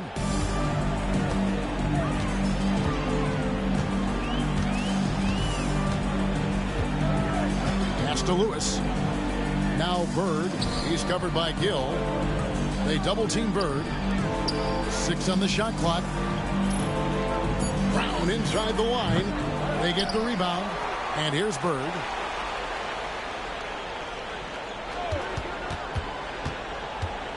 McHale outside.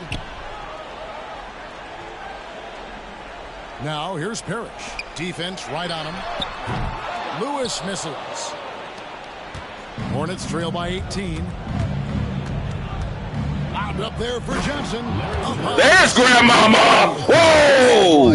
Where'd that come from? Come on. Larry Johnson just entered the building. Whoa! Where has that been at all game? To Lewis. Grandmama. And here's Bird. He's covered by Gill. Bird against Gill. McHale passes to Brown. That one falls. Nice bounce pass by Bird. Let's show that. First, let's 2 great plays back to back. I mean, one was a great team play. The other one was just a great one-on-one effort. Let's go ahead and show Grandmama down here. My God, where has this been at all game by Larry Johnson? Man, he just came out of nowhere. I said before coming to the game, you should see them to be able to beat the Celtics up in transition. Right now, he decided. I guess he's calling for it right there. Wow, how ballsy is that? How ballsy is to call for an alley-oop with the guy that's guarding you right in front of you. That is ballsy. That's when you know you have a speed advantage. That's ballsy. He sees it coming, and he can't do nothing about it because he can't accelerate. Wow. Wow. Look, let me change the angle. Man, look how high up in the air he is, man. By the way, shout out to the Reebok pumps over here. We can get those over there. I know Larry Johnson wore Converse, but you know, Converse doesn't have his shoes in the game, so I went on and just gave him some pumps. Unfortunately. But man, he got up on that. Now we go down here. Let's go back in and show that team play by Bird and the boys. This is kind of not fundamentally something. Usually, you're not supposed to post up with your inside hand against the defense. You're supposed to post up with your outside hand. But Bird's doing it differently. But what it does do is it gives Bird the option to throw a bounce pass. He sees Larry Johnson come out the corner of his eye. He's coming strong side to the basket, which is what you're supposed to do. And then Bird just throws a bounce pass right between them to McHale. They kick it over here for three. Boom. Well, they have been raining threes here in the second So half. back-to-back great plays by both teams. Like this from outside, they become hard to beat. Bogues with it. Pass to Johnson. Fades back. Good on the bucket. Grandmama coming alive here. It might be a little too late, though. Yeah, it's too little too late. 4 minutes to go in the fourth quarter. It's too late. And here is Brown. Let's get Robert Parrish over here to pick and roll. Parrish Pick and with a pop. screen on Bogues. Parrish. Gets it to There's that jumper. And he's now got the double-double. 10 points and 16 rebounds. Good all-round performance by the aging Celtics here. Janamsky calling for the ball. He's got a mismatch in there with Lewis. He can't convert. Boston leading by 19. Parrish is running hard. To the inside. I fumbled it. Back to Bird. Lewis on a mismatch. Just turn and shoot, kid. Oh, he missed it. Charlotte's gone 4-3 so far in the fourth quarter from long range. Here's Bogues. Larry Bird just blocked Muggsy Bogues' shot. He didn't have to even jump to do it. Let's watch after this. Oh, let's show that again.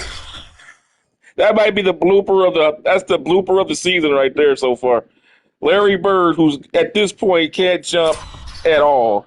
Little Muggsy Bogues. I don't know what Muggsy Bogues is doing. Remember, Muggsy Bogues at this point is not the player we know in 90s. Muggsy Bogues doesn't become the player we know him to be really until 93. Right now, he's still trying to figure it out. Larry Bird just, like, what are you doing, little boy? Look at this. What is Muggsy doing, man? Larry Bird couldn't even jump over a sheet of paper right now. He still blocked your shot, man. It was like zero effort required. Bro, are you kidding me? Give credit for Muggsy for hustling to getting the ball back, though. At least he got the ball back. God, man. That time. Some solid defense there for McHale.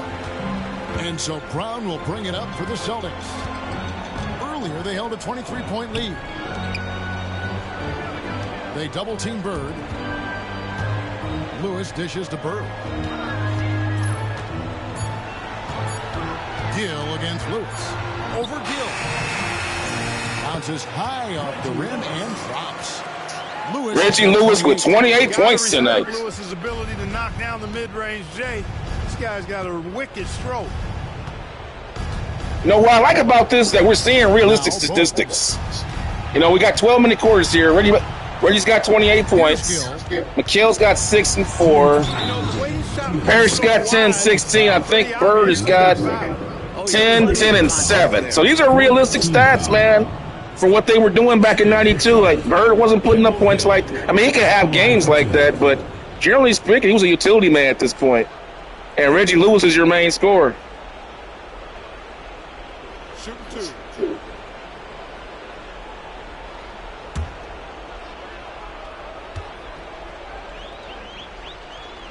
But, man, the Hornets, man, they just never got into it, man. They just never really got into it. They should have brought that running game out. And there go the big three. The ageless wonders. Well, they're wonders. They are aging. They let Larry Bird and McHale off the hook tonight, that running game. I guarantee you it won't happen again. The scouting report will go out. So after making the first, he goes 1 for 2. Not nearly as productive a trip to the line as he'd have liked. But Janowski is having a game, man. The one bright spot that we can see from the Charlotte Hornets is that Janowski is a rebounding. He's a beast in there. He cares. Man, Muggsy Bogues, this is going to be a hard season. Too small, boy. Too small. And the Celtics lead by 20. You know, at one point it looked like there was still a chance, but I think that's... It's hard to beat him off the dribble, but you just post him up, you get anything you want. And with something they can build on. Fox against Gill. Pass to Jaminski. Beyond the arc. Gill misses. Celtics leading by 20. Really hard to think of things they didn't do well in this one. Certainly a dominant night on offense for the Celtics. Mike, this was a confident win, wasn't it? The outcome not in question down the stretch. It wasn't especially close, and they created that separation with their execution and attention to detail. Something the coach always stresses. And it'll go down as their first official win of the new year. Bogues kicks to Curry. Pass to Johnson. Over Bagley.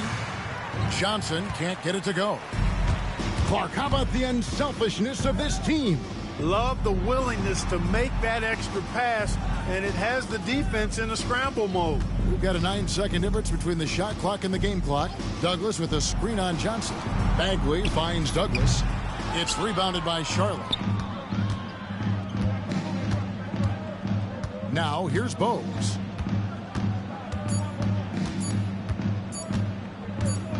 And so it's Boston easily grabbing this one. Like we expected, the game could be a blowout, and and that's exactly what we got. This team is hard enough to beat on the road, but at home, they take it to another level. And that'll do it for the first game of the NBA season. Clark Kellogg, Mike Fratello, and David Aldridge, and the rest of our 2K team. This is Kevin Harlan signing off. See you next time.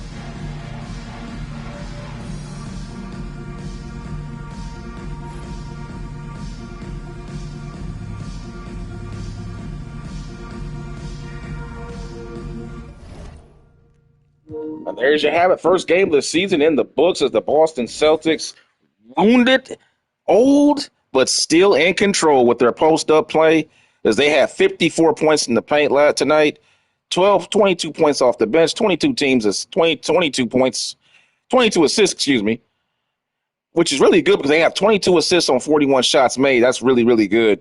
That's a good distribution right there. But but they gave up a lot of offensive rebounds. Janowski, they was probably responsible for that. They had 17 offensive rebounds, but then again, they missed a lot more shots, so it goes hand in hand. When you miss shots, you have more offensive rebounds to get, whereas the Celtics got so many quality shots tonight, there weren't that many offensive rebounds to be had. So, but when they needed them, they did get them. They did get 7 of them, though, and they won the game by 23 points. It really was not close.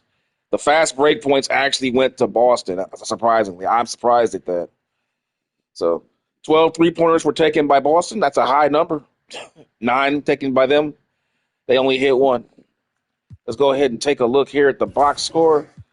Reggie Lewis leads all scorers tonight with an efficient performance, 28 points on 19 shots, most of it off the ball and catch and go situations. 12 for 19. D. Brown had a great game with 6 for 10, shot 2 for 3 from downtown. Larry Bird with a tough shooting night tonight goes 5 for 13, but he chipped in with 11 rebounds, 7 assists, and had a block on Muggsy Bogues.